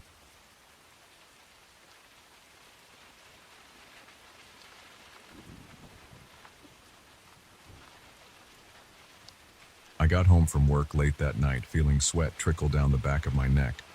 My shirt was stuck to my skin, and my feet felt like they were on fire. I walked straight to the bathroom. I didn't care about anything else. All I wanted was to wash off the day and try to get some sleep. My apartment felt stuffy. The hallway lights were dim. I could hear the hum of the air conditioner in the living room, but it didn't cool me down fast enough. I turned on the shower and let the water run hot. I took off my clothes and threw them in a corner. The bathroom mirror fogged up in seconds. My legs felt weak from standing so long at work, so I leaned against the tile wall in the shower, letting the water drum on my shoulders. It helped me relax, but I still felt a knot in my stomach. I wanted to pretend everything was normal, but something inside me felt off, like I was missing some detail about my night. When I stepped out of the shower, I dried off in silence. The bathroom fan buzzed overhead, and I watched steam float near the ceiling. I wrapped a towel around my waist and stepped into the hallway. The air felt cold against my damp skin. Then I saw something that made me stop. There were wet marks on the ceiling of the hallway shaped like footprints. They stretched out along the plaster, one after another, as if someone had walked upside down from the bathroom toward my living room. For a second, I thought maybe water was leaking from the apartment above me, but I live on the top floor. I looked closer and realized these wet spots looked exactly like footprints. Each print was about the size of a normal adult foot. I stood there, water dripping off the ends of my hair, feeling my heart beat against my rib cage. I didn't want to believe it. I stepped into the living room, still in my towel, following the footprints with my eyes. They stopped right above the entryway to the kitchen, then faded out. My scalp tingled and I felt a chill on my arms. The wet footprints had a muddy color around the edges. I leaned against the wall, trying to think straight. I glanced at the floor, checking for water or puddles, but it was dry down there. It was only on the ceiling. The prints were definitely on the ceiling, and they looked fresh. There was a faint smell in the air, something stale and earthy. It reminded me of a pond that never got cleaned. It smelled like stagnant mud. I swallowed hard and went to the closet for a broom. I pressed the towel tighter around my waist and carefully poked at the ceiling. It was damp where the footprints were, but no water dripped down. I started to feel uneasy, but I told myself it could be some weird plumbing issue. Maybe water seeped through from somewhere else, creating shapes that happened to look like footprints. That's what I wanted to believe. I got dressed, grabbed a step stool, and wiped away the prints with a rag. They came off, leaving a faint, dirty residue on the cloth. I opened a window to air the place out. After a few minutes, the smell faded, and I thought that was the end of it. The next day, I came home around the same time. I left work later than usual again, because my boss demanded I finish some last-minute tasks. I turned on the living room lights and tossed my keys on the coffee table. I stopped in my tracks when I looked at the ceiling. There were footprints again, but this time they were spread out above the couch, as if someone had crawled along the surface. The odor hit me first. That same muddy, stagnant smell. The prints were wet, just like before. I moved around the couch to get a better view. Each footprint was about 2 feet apart. Some spots had small drops of water trailing behind them. It was like someone had stepped in a muddy puddle, flipped gravity, and walked around my ceiling. My stomach churned. I rubbed my eyes, wondering if I was losing it. But the footprints were there, as real as anything else in my apartment. I reached up and touched one. My fingertips came back wet and grimy. I wiped them on my jeans, then looked around, half expecting to see someone standing there. But my apartment was empty. I turned off the TV, which had been on standby mode, and walked around checking each room. No one was there. I thought about calling the building manager. I knew what he would say. There must be a leak somewhere. Or, are you sure it's not some weird condensation problem? I didn't feel like explaining footprints on the ceiling. It sounded crazy. So I grabbed my mop and a bucket of soapy water and tried to clean the area again. The smell didn't fully go away. It lingered, like wet earth.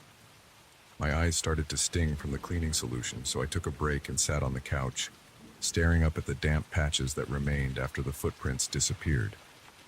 I sat there until midnight, feeling uneasy and tired. Eventually, I dozed off. The next morning, I woke up with a stiff neck still on the couch. I looked at the ceiling right away. No new prints, just the faint marks from the night before. I got ready for work, feeling groggy and out of it. My shift dragged on, and I kept thinking about what I'd find when I got home. My coworkers asked me why I looked so pale. I didn't tell them the truth. I just said I wasn't sleeping well. That night, I walked into the apartment and flicked on the lights, scanning the ceiling. Nothing in the living room. I exhaled, relieved. Then I heard a drip from the hallway. I walked over and looked up. This time, the footprints were right outside my bedroom door, as if something had paced back and forth on the ceiling. The odor was strong, like rotten pond water. My throat clenched. I found myself sweating, even though the air conditioning was on. I closed my bedroom door and tried to ignore the footprints as I stepped into the bathroom. I wanted another shower, but I felt scared to stand in there alone. I kept looking up, wondering if I'd see feet dangling down. I rushed through my shower, drying off and throwing on a t-shirt and sweatpants. My hands were shaking when I opened the bathroom door again.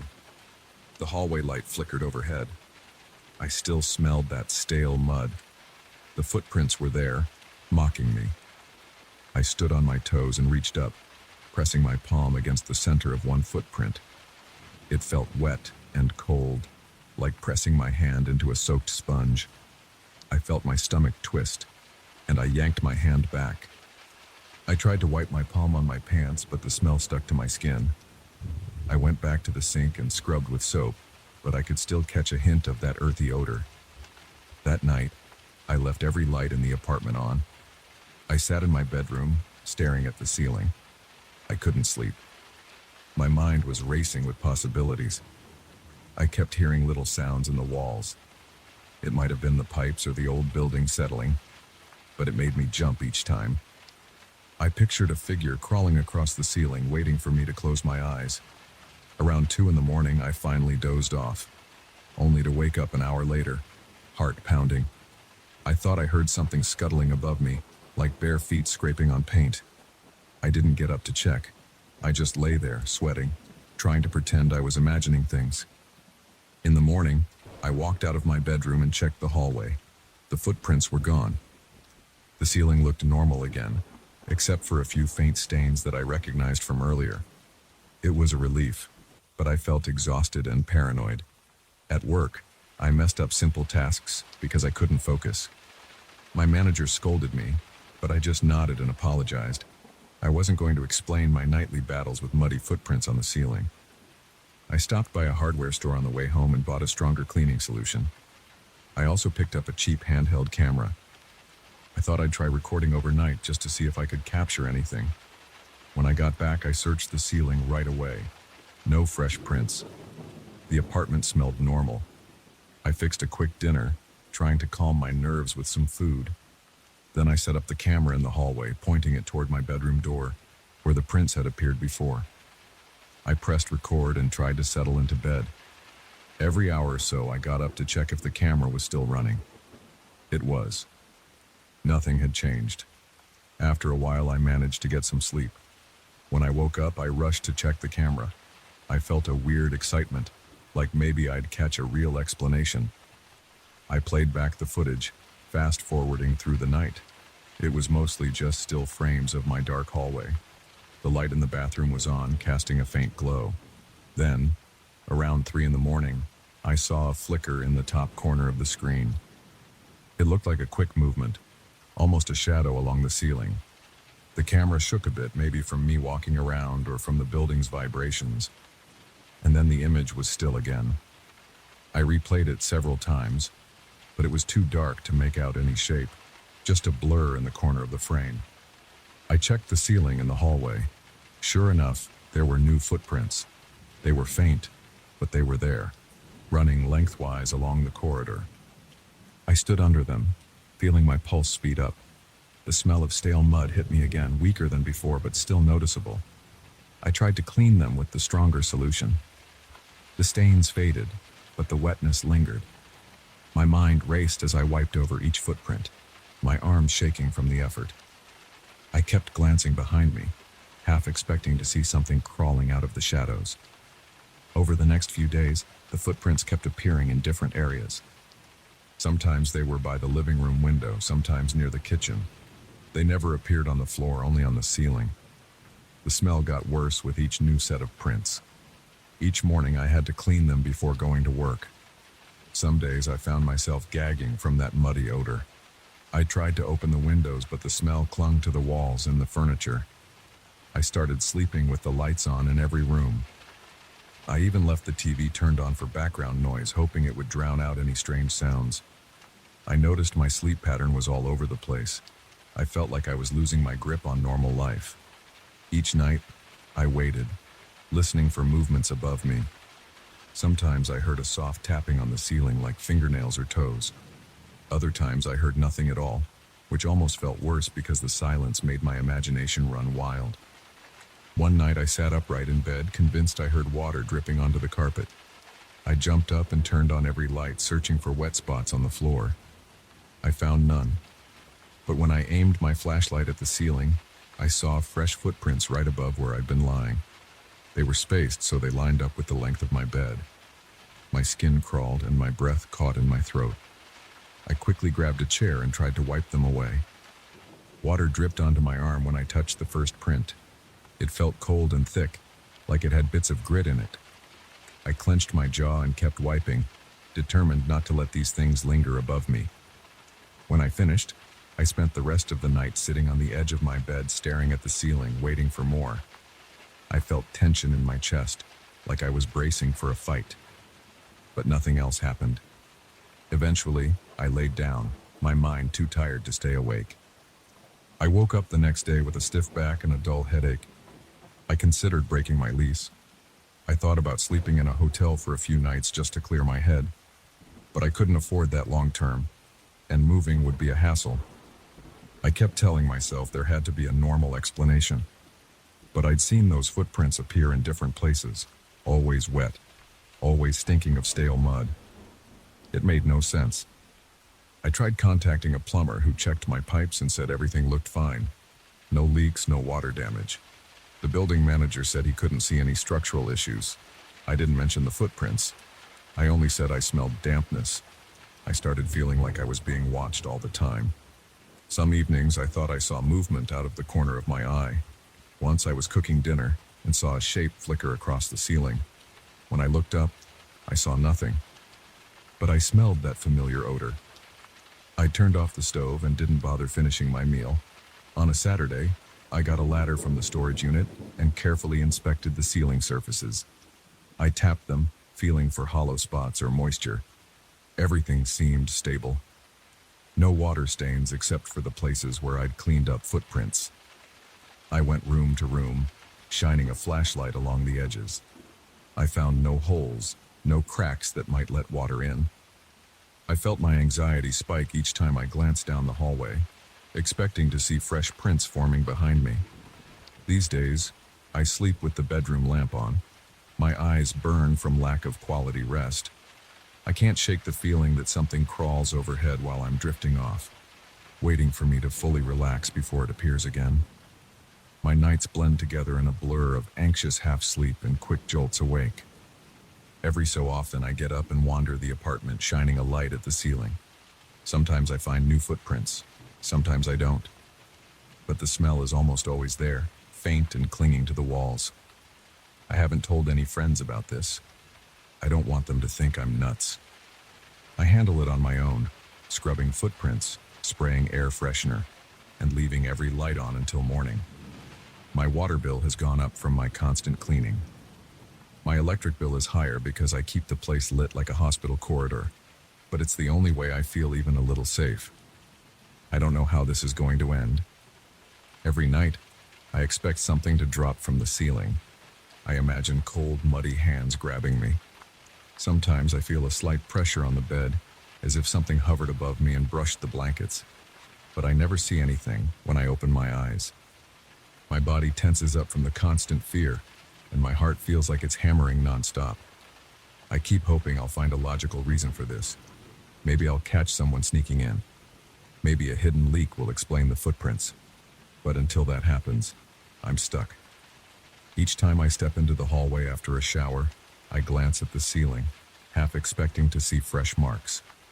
And more often than not, they're there, reminding me that something is wrong in this place. I can't sleep properly. I can't relax. I just keep going, day after day, scrubbing the footprints, taking shallow breaths, and wishing whatever is up there would just leave. But it doesn't leave. It waits on the ceiling, inch by inch, tracking me with those wet prints and that sickening smell of stagnant mud, making it clear that I'm not alone in my own home.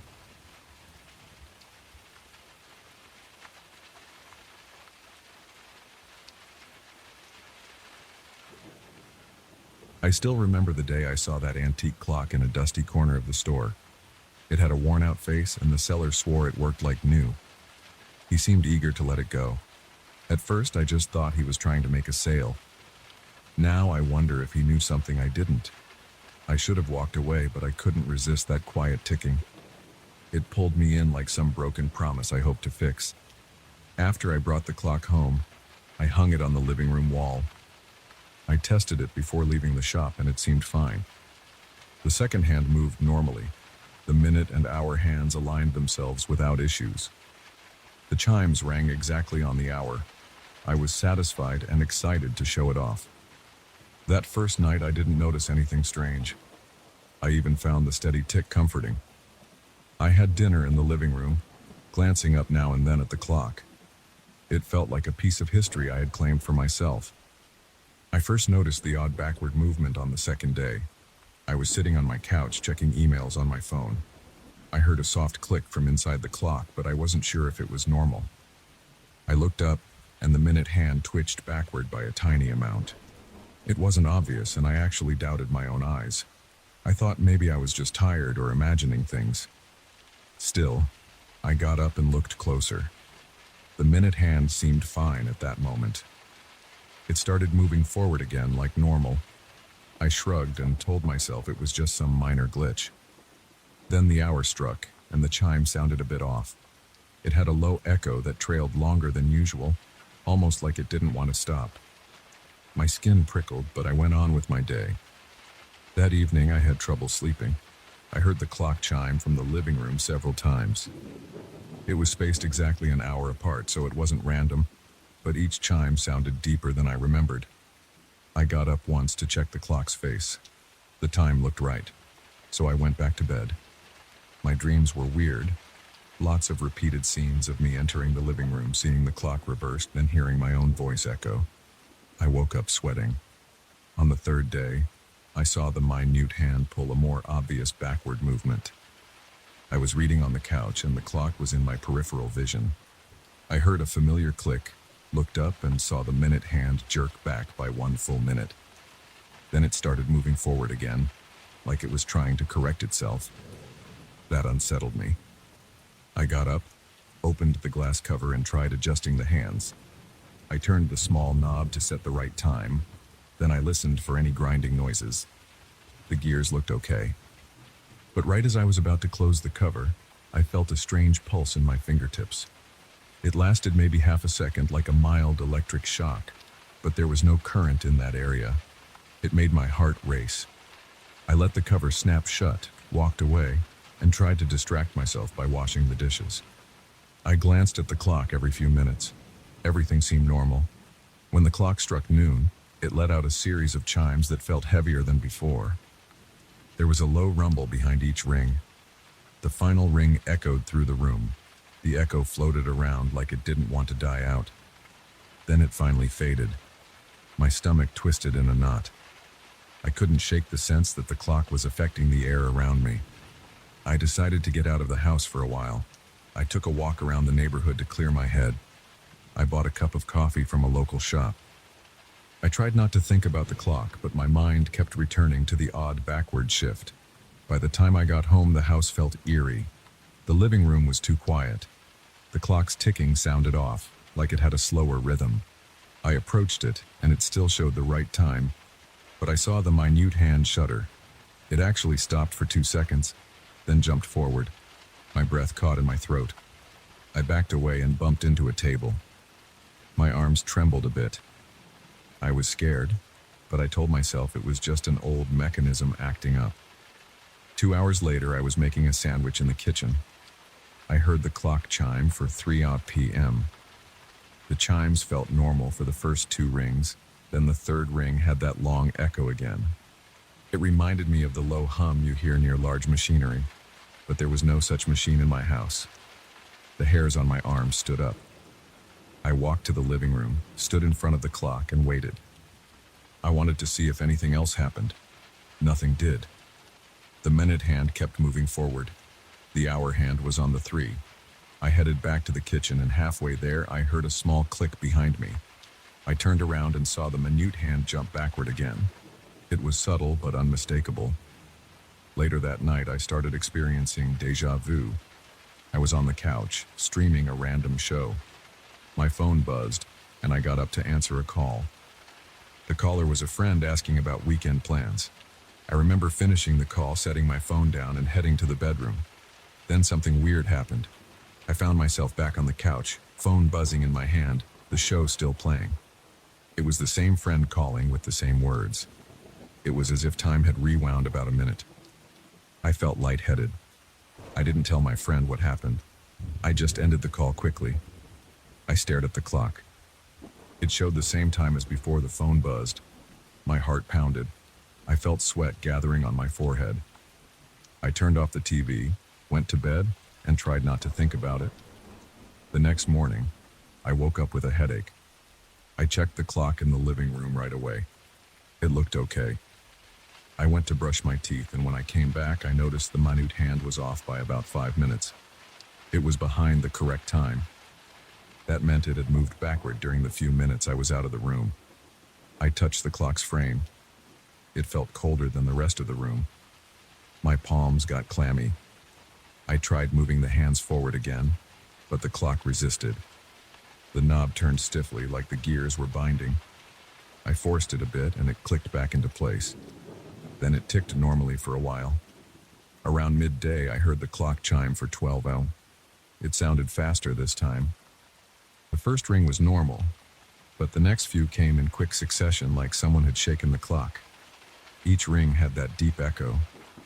By the 10th ring, I felt a vibration on the floor. By the 12th ring, my ears felt like they had popped, the way they do on an airplane. Then everything went silent. I stood there holding my breath. The silence was so intense that it made me dizzy. After a few seconds, the normal sounds of the house returned, like the refrigerator hum and distant traffic noise. I felt relief wash over me, but my hands shook. I needed air. I threw on my jacket and left the house. I wandered the streets for almost an hour. I didn't really have a destination. I just didn't want to be near that clock. My mind replayed the backward movements, the quick chimes, the weird déjà vu. I kept telling myself I should just get rid of it. But for some reason, I felt an urge to keep it. Maybe I hoped I could fix it or find a logical explanation. I'm not sure. After a while, I returned home, feeling drained. That evening, I realized the déjà vu episodes were getting worse. I was watching a movie when a scene repeated itself. The screen didn't glitch, it was my mind that glitched. I felt like I had gone back a minute in time. I watched the same dialogue happen twice. I paused the movie, replayed the section, and confirmed I wasn't hallucinating the lines. The clock chimed in the background. My skin broke out in goosebumps and I cursed under my breath. I paced around the living room, not sure what to do next. When midnight approached, I got ready for bed. I stood by the clock waiting for the chimes. At exactly 12, it rang in a burst of chaotic sounds. The gears inside must have spun faster. The chimes came one after the other without the usual gaps. I lost count of how many times it rang. It might have been 12, or 15, or 20. I couldn't focus. My ears rang. I felt my breath catch in my throat. My vision blurred for a moment. When the noise stopped, I felt unsteady on my feet. I stumbled to the couch and sat there, breathing hard. My heart pounded so loud I could hear it in my ears. That night, I barely slept. I kept waking to faint sounds in the house. I heard the clock at odd hours. Sometimes it chimed at 1:30, which it never used to do. Sometimes it chimed multiple times in a row, like it was stuck in a loop. Whenever I got out of bed to check, I would see the minute hand shifting backward, then jumping forward. It was like it was trying to correct itself, but failing. I felt trapped in my own home with this thing. My shoulders ached from tension. My head felt tight. I couldn't think of a rational way to deal with it. The next day, I had a moment where I saw time reset right in front of me. I was standing in the kitchen about to pour coffee into a mug. I watched the hot coffee fill the cup halfway. Then I heard that familiar click from the living room. Suddenly, the mug was empty and the pot was still full. The coffee beans in the grinder on the counter looked as though I hadn't used them yet. My hand shook so much I almost dropped the pot. I felt my knees buckle. I leaned against the counter, breathing fast. It was like the last minute had been erased. I went to the living room, stared at the clock, and saw the minute hand move backward. That sealed it for me. I decided I needed to take the clock off the wall and hide it. I carefully lifted the clock from its hook. The clock felt heavier than before. My arms strained. I carried it to a spare room I rarely use. I set it on a small table, face up, so I couldn't see the hands. Then I closed the door. My plan was to leave it there until I figured out what to do. For the rest of the day, I tried to ignore the occasional chiming I heard from that room. It was distant, but still unnerving. Sometimes the chimes sounded soft and normal. Other times they came in rapid bursts. My stress level stayed high. My stomach felt tight, and I kept clenching my jaw. During the night, I woke up to the sound of multiple chimes going off in a row. It was around 2 a.m. I could see the time on my phone. The chiming wouldn't stop. I got out of bed, grabbed a flashlight, and walked to the spare room. I opened the door. The clock was there, resting on the table, but its hands were spinning faster than I'd ever seen. They were moving clockwise for a few seconds, then reversing direction suddenly. Every time the hands crossed the hour, it chimed. The echoes stacked on top of each other, creating a dull roar. My heart pounded. I reached for the knob to wind the clock down, but the moment I touched it, I felt a surge of static that jolted my hand. I yanked back and almost dropped the flashlight. The chimes continued, filling the space with relentless noise. I swallowed hard and went to grab a thick towel from the hall closet. I returned and wrapped the clock in the towel to muffle the sound. It helped a little. The chimes became more distant. I carried the wrapped clock into the garage. Each step felt like I was carrying a live wire. My ears buzzed and my vision felt shaky. In the garage, I placed the clock on a workbench. I kept it wrapped, hoping that would dull whatever was going on inside. I stepped back, took a few breaths, and waited to see if anything changed. The noise eventually died down. The minute hand still tried to spin, but it was trapped in that fabric. I stayed in the garage for a while, just watching. Eventually, the hands slowed. The chimes stopped. I could hear my own breathing echo in the space. My pulse hammered in my throat. I decided to leave the clock there for the night. I went back inside, locked the garage door, and tried to sleep. My chest felt tight. My thoughts were scattered, but at least the house was quieter. By morning, I woke up exhausted. I stood in the kitchen, sipping water, trying to decide what to do next. I didn't want to see the clock again. I didn't want to hear it. But I felt a pull, like I needed to check if it had calmed down. I walked into the garage. The towel was still in place. I moved it aside. The hands were stopped. The clock looked like it had no power. I touched its face. It felt cold. I thought maybe it had finally broken for good. I honestly felt relief. Then I noticed the hour hand shift backward. It was small, like a twitch. My spine stiffened. I wrapped it up again. I carried it to my car, popped the trunk and shoved it inside. I slammed the trunk shut. My heart raced. I realized I didn't know where to take it or how to get rid of it. Part of me thought about taking it back to the shop, but I didn't want to burden someone else. Another part of me wanted to throw it in a dumpster, but something in my gut told me that might not help. So I just sat in the driver's seat, gripping the wheel, listening to my breath, feeling sweat on my palms. Finally, I started the car and drove. I didn't have a plan. I just knew I wanted distance between me and that clock. As I drove away, I felt like each mile gave me a bit of my sanity back. I didn't know if the clock would keep messing with time, or if it would eventually stop. But I knew I had to leave it somewhere far from me. I don't know if this is the end of it. Maybe it'll stay quiet forever. But at least for now, I can live without hearing those backward ticks and feeling that dreadful echo follow me around. That's all I want. I just want a normal day, with normal minutes that don't repeat themselves or vanish. I want to know that when something happens, it will stay happen. That's why I kept driving, and that's why I'm never looking back.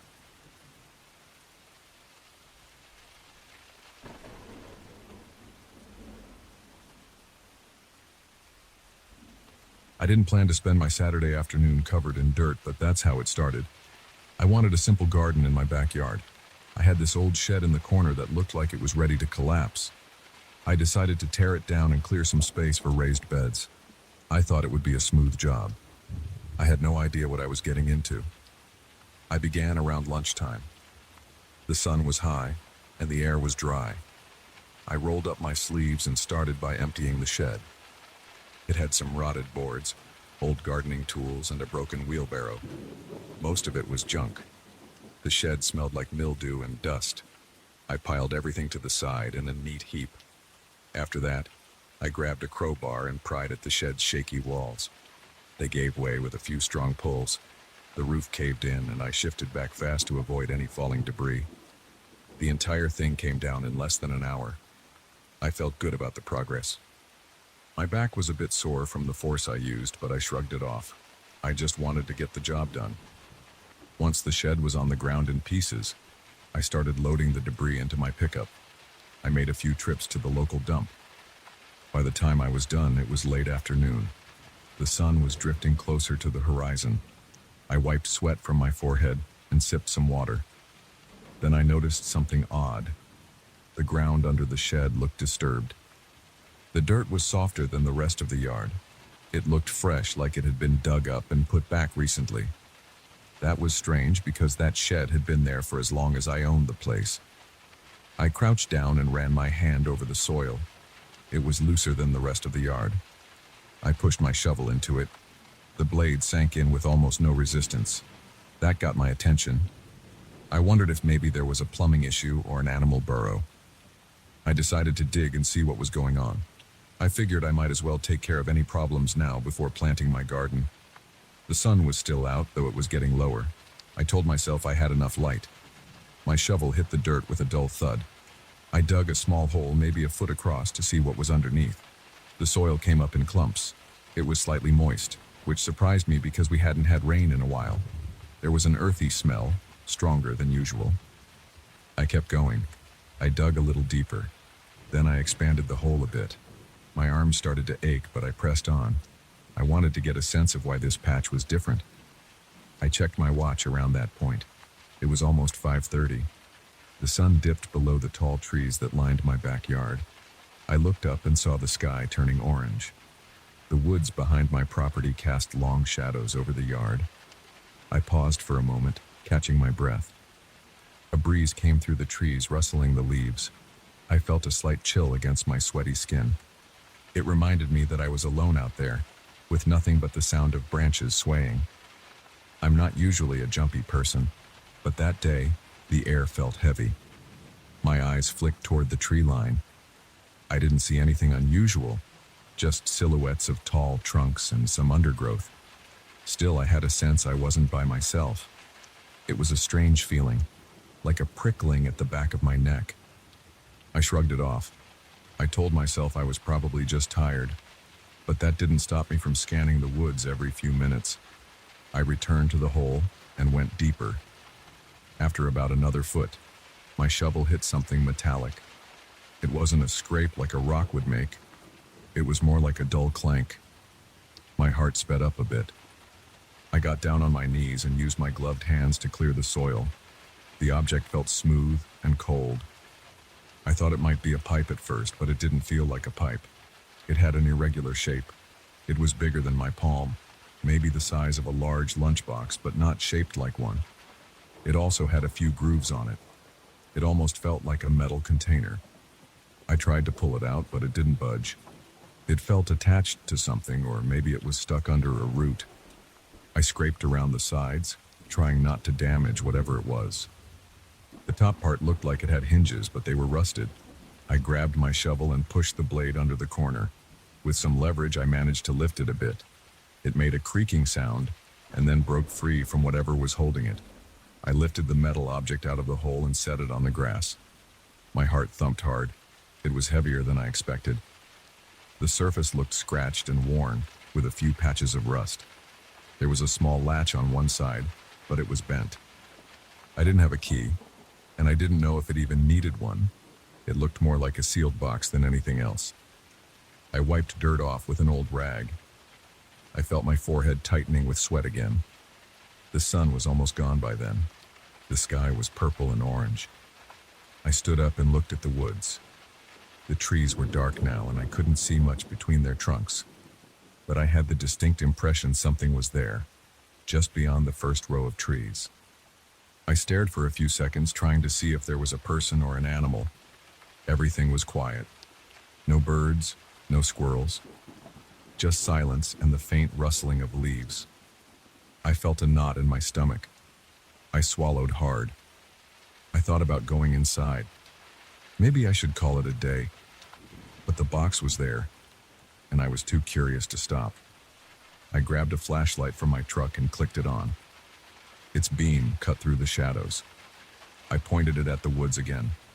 Still nothing. Then I swung it back to the box. I knelt down and examined the latch more closely. I tried pulling on it, but it was stuck. I used the tip of the shovel to pry at the edge. It wouldn't open. I placed the box on a small stump and hit the latch a few times with a hammer from my toolkit. It made a sharp ping, but didn't snap off. The temperature was dropping. I felt goosebumps on my arms. I heard a twig snap in the direction of the forest. I jerked around, shining my flashlight over there. The beam lit up some bushes, a few ferns, and the base of a tree. My pulse pounded in my ears. I felt sweat forming on my neck despite the cool air. I stood still and listened. I heard the sound again, another snap like something stepping on a branch. I spoke out loud. "Hello?" It felt odd to talk, but the silence was getting to me. No answer. I stood there, breathing heavily, trying to figure out if I was imagining things. A few seconds passed and I heard nothing else. My eyes kept searching the dark spaces between trees. Eventually, I convinced myself it was probably a deer or some other animal. I turned my attention back to the box and grabbed it. I decided to take it into my garage where I had better light and tools. As I headed across the yard, I kept looking over my shoulder. I felt like I had eyes on my back.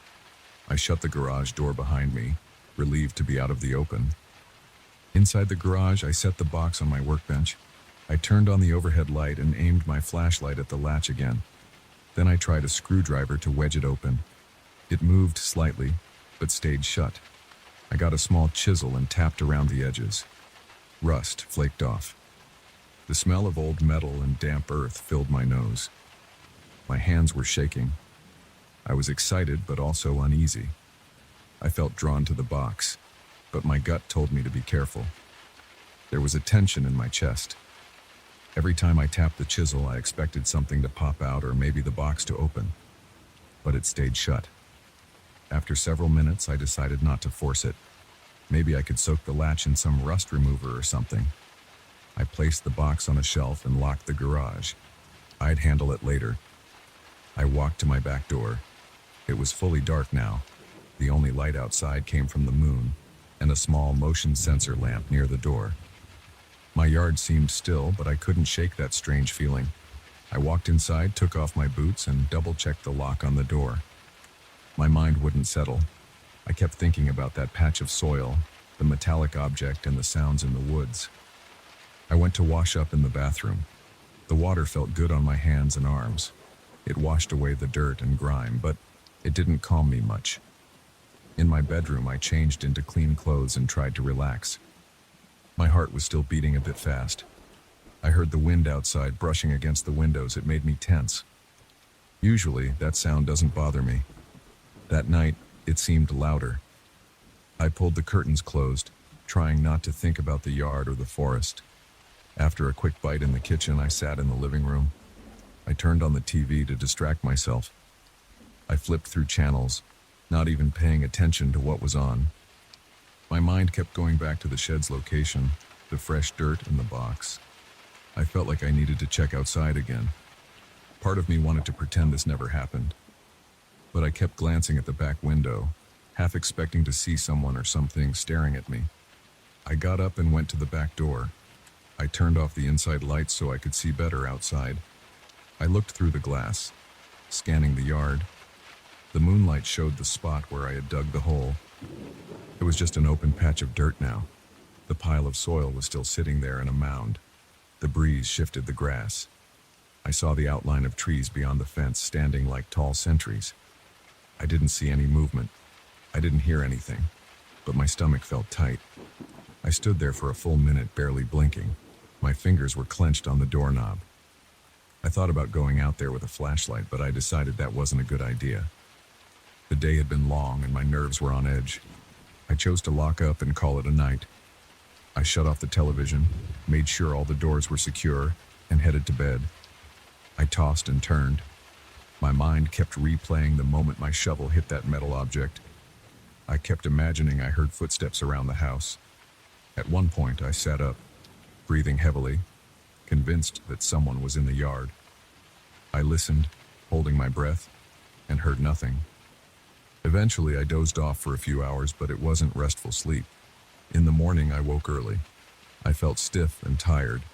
I made some coffee and tried to shake off the weird tension from the night before. I told myself it would be fine in the daylight. I could open the garage, take a fresh look at the box, and figure out what to do next. Maybe I could get it open with a better tool or some lubricant for the rust. Before I left the house, I peeked out the back window. The yard looked normal. Birds were hopping around, pecking at the grass. There was a light breeze. The forest looked the same as always, just tall trees and thick underbrush. I felt my shoulders relax a bit. It was just a normal morning. Maybe I had let my imagination run wild. I finished my coffee and headed out. The sun was still low, but it was bright enough. The yard felt calm. My tools were right where I left them. The dirt pile was undisturbed. I glanced at the tree line. Nothing looked strange. I walked across the yard, checking the spot where the shed used to stand. The hole was there, about a couple of feet deep. I saw my shovel leaning against the fence. I decided to fill in the hole later. I went into the garage and switched on the light. The box was on the shelf where I left it. I pulled it down and set it on my workbench. I thought about forcing it open again, but something in me hesitated. I didn't know why I was so uneasy. It was just a sealed metal box that somebody buried. There could be anything inside, old tools maybe. Or it could be empty. But I felt a flutter in my stomach whenever I touched it. I grabbed some rust remover and a stiff brush. I applied the liquid to the latch and let it soak in. While waiting, I tapped my foot on the cement floor. The garage felt cold, even though it was sunny outside. I kept glancing at the small window that faced the woods. The trees were motionless, as if they were watching. My hands felt clammy. After letting the latch soak for a while, I tried again with a screwdriver. The latch gave a small click, but didn't open. I tried a bit more force, pushing hard. It bent a bit. Then I heard a faint metallic snap. The latch popped loose. I froze. I stood there, breathing quickly, waiting for something else to happen. Nothing did. I set the screwdriver down and gripped the lid of the box. I tried lifting it. It didn't open all the way. The hinges were rusted shut. I took the hammer and lightly tapped along the back edge. Eventually, the hinge on the right side cracked, and the top lifted a fraction. A thin, musty odor seeped out, like old metal and damp cloth. My mouth went dry. I was about to pull it open when I heard something outside near the side of the garage. It sounded like a low scrape against the wall. I jumped, knocking the screwdriver off the workbench. It clattered to the floor. My heart pounded.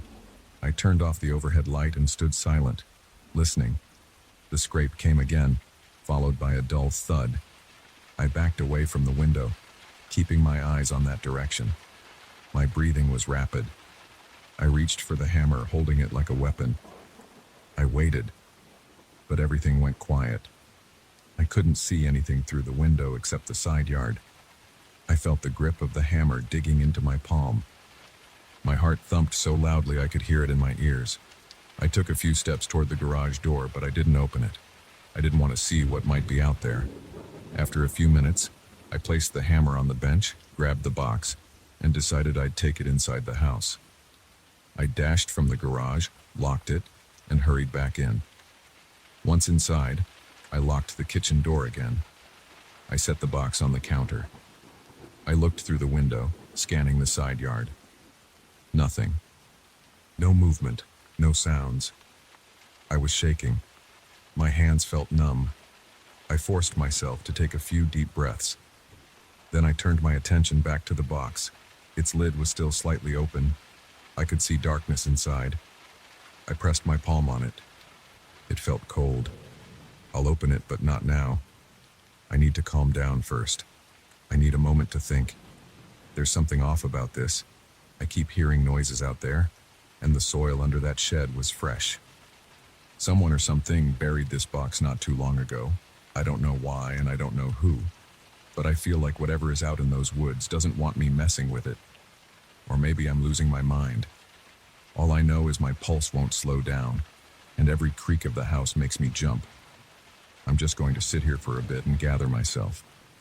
Then I'll figure out what to do next. Maybe I'll open the box. Maybe I'll leave it sealed. Right now, I can't decide. All I can think about is that moment when I realized I was being watched. That's the part I can't shake. The feeling that someone was out there, silently standing among the trees, waiting for me to dig up that box. And now I have it, right here in my kitchen. I can't ignore it. I can't forget that patch of dirt. I can't pretend everything is normal. I just need to keep my eyes open and stay alert. If there's something out there, I'll be ready. But I don't think I'll sleep well tonight. Not with this box in the house and the memory of those silent woods behind me.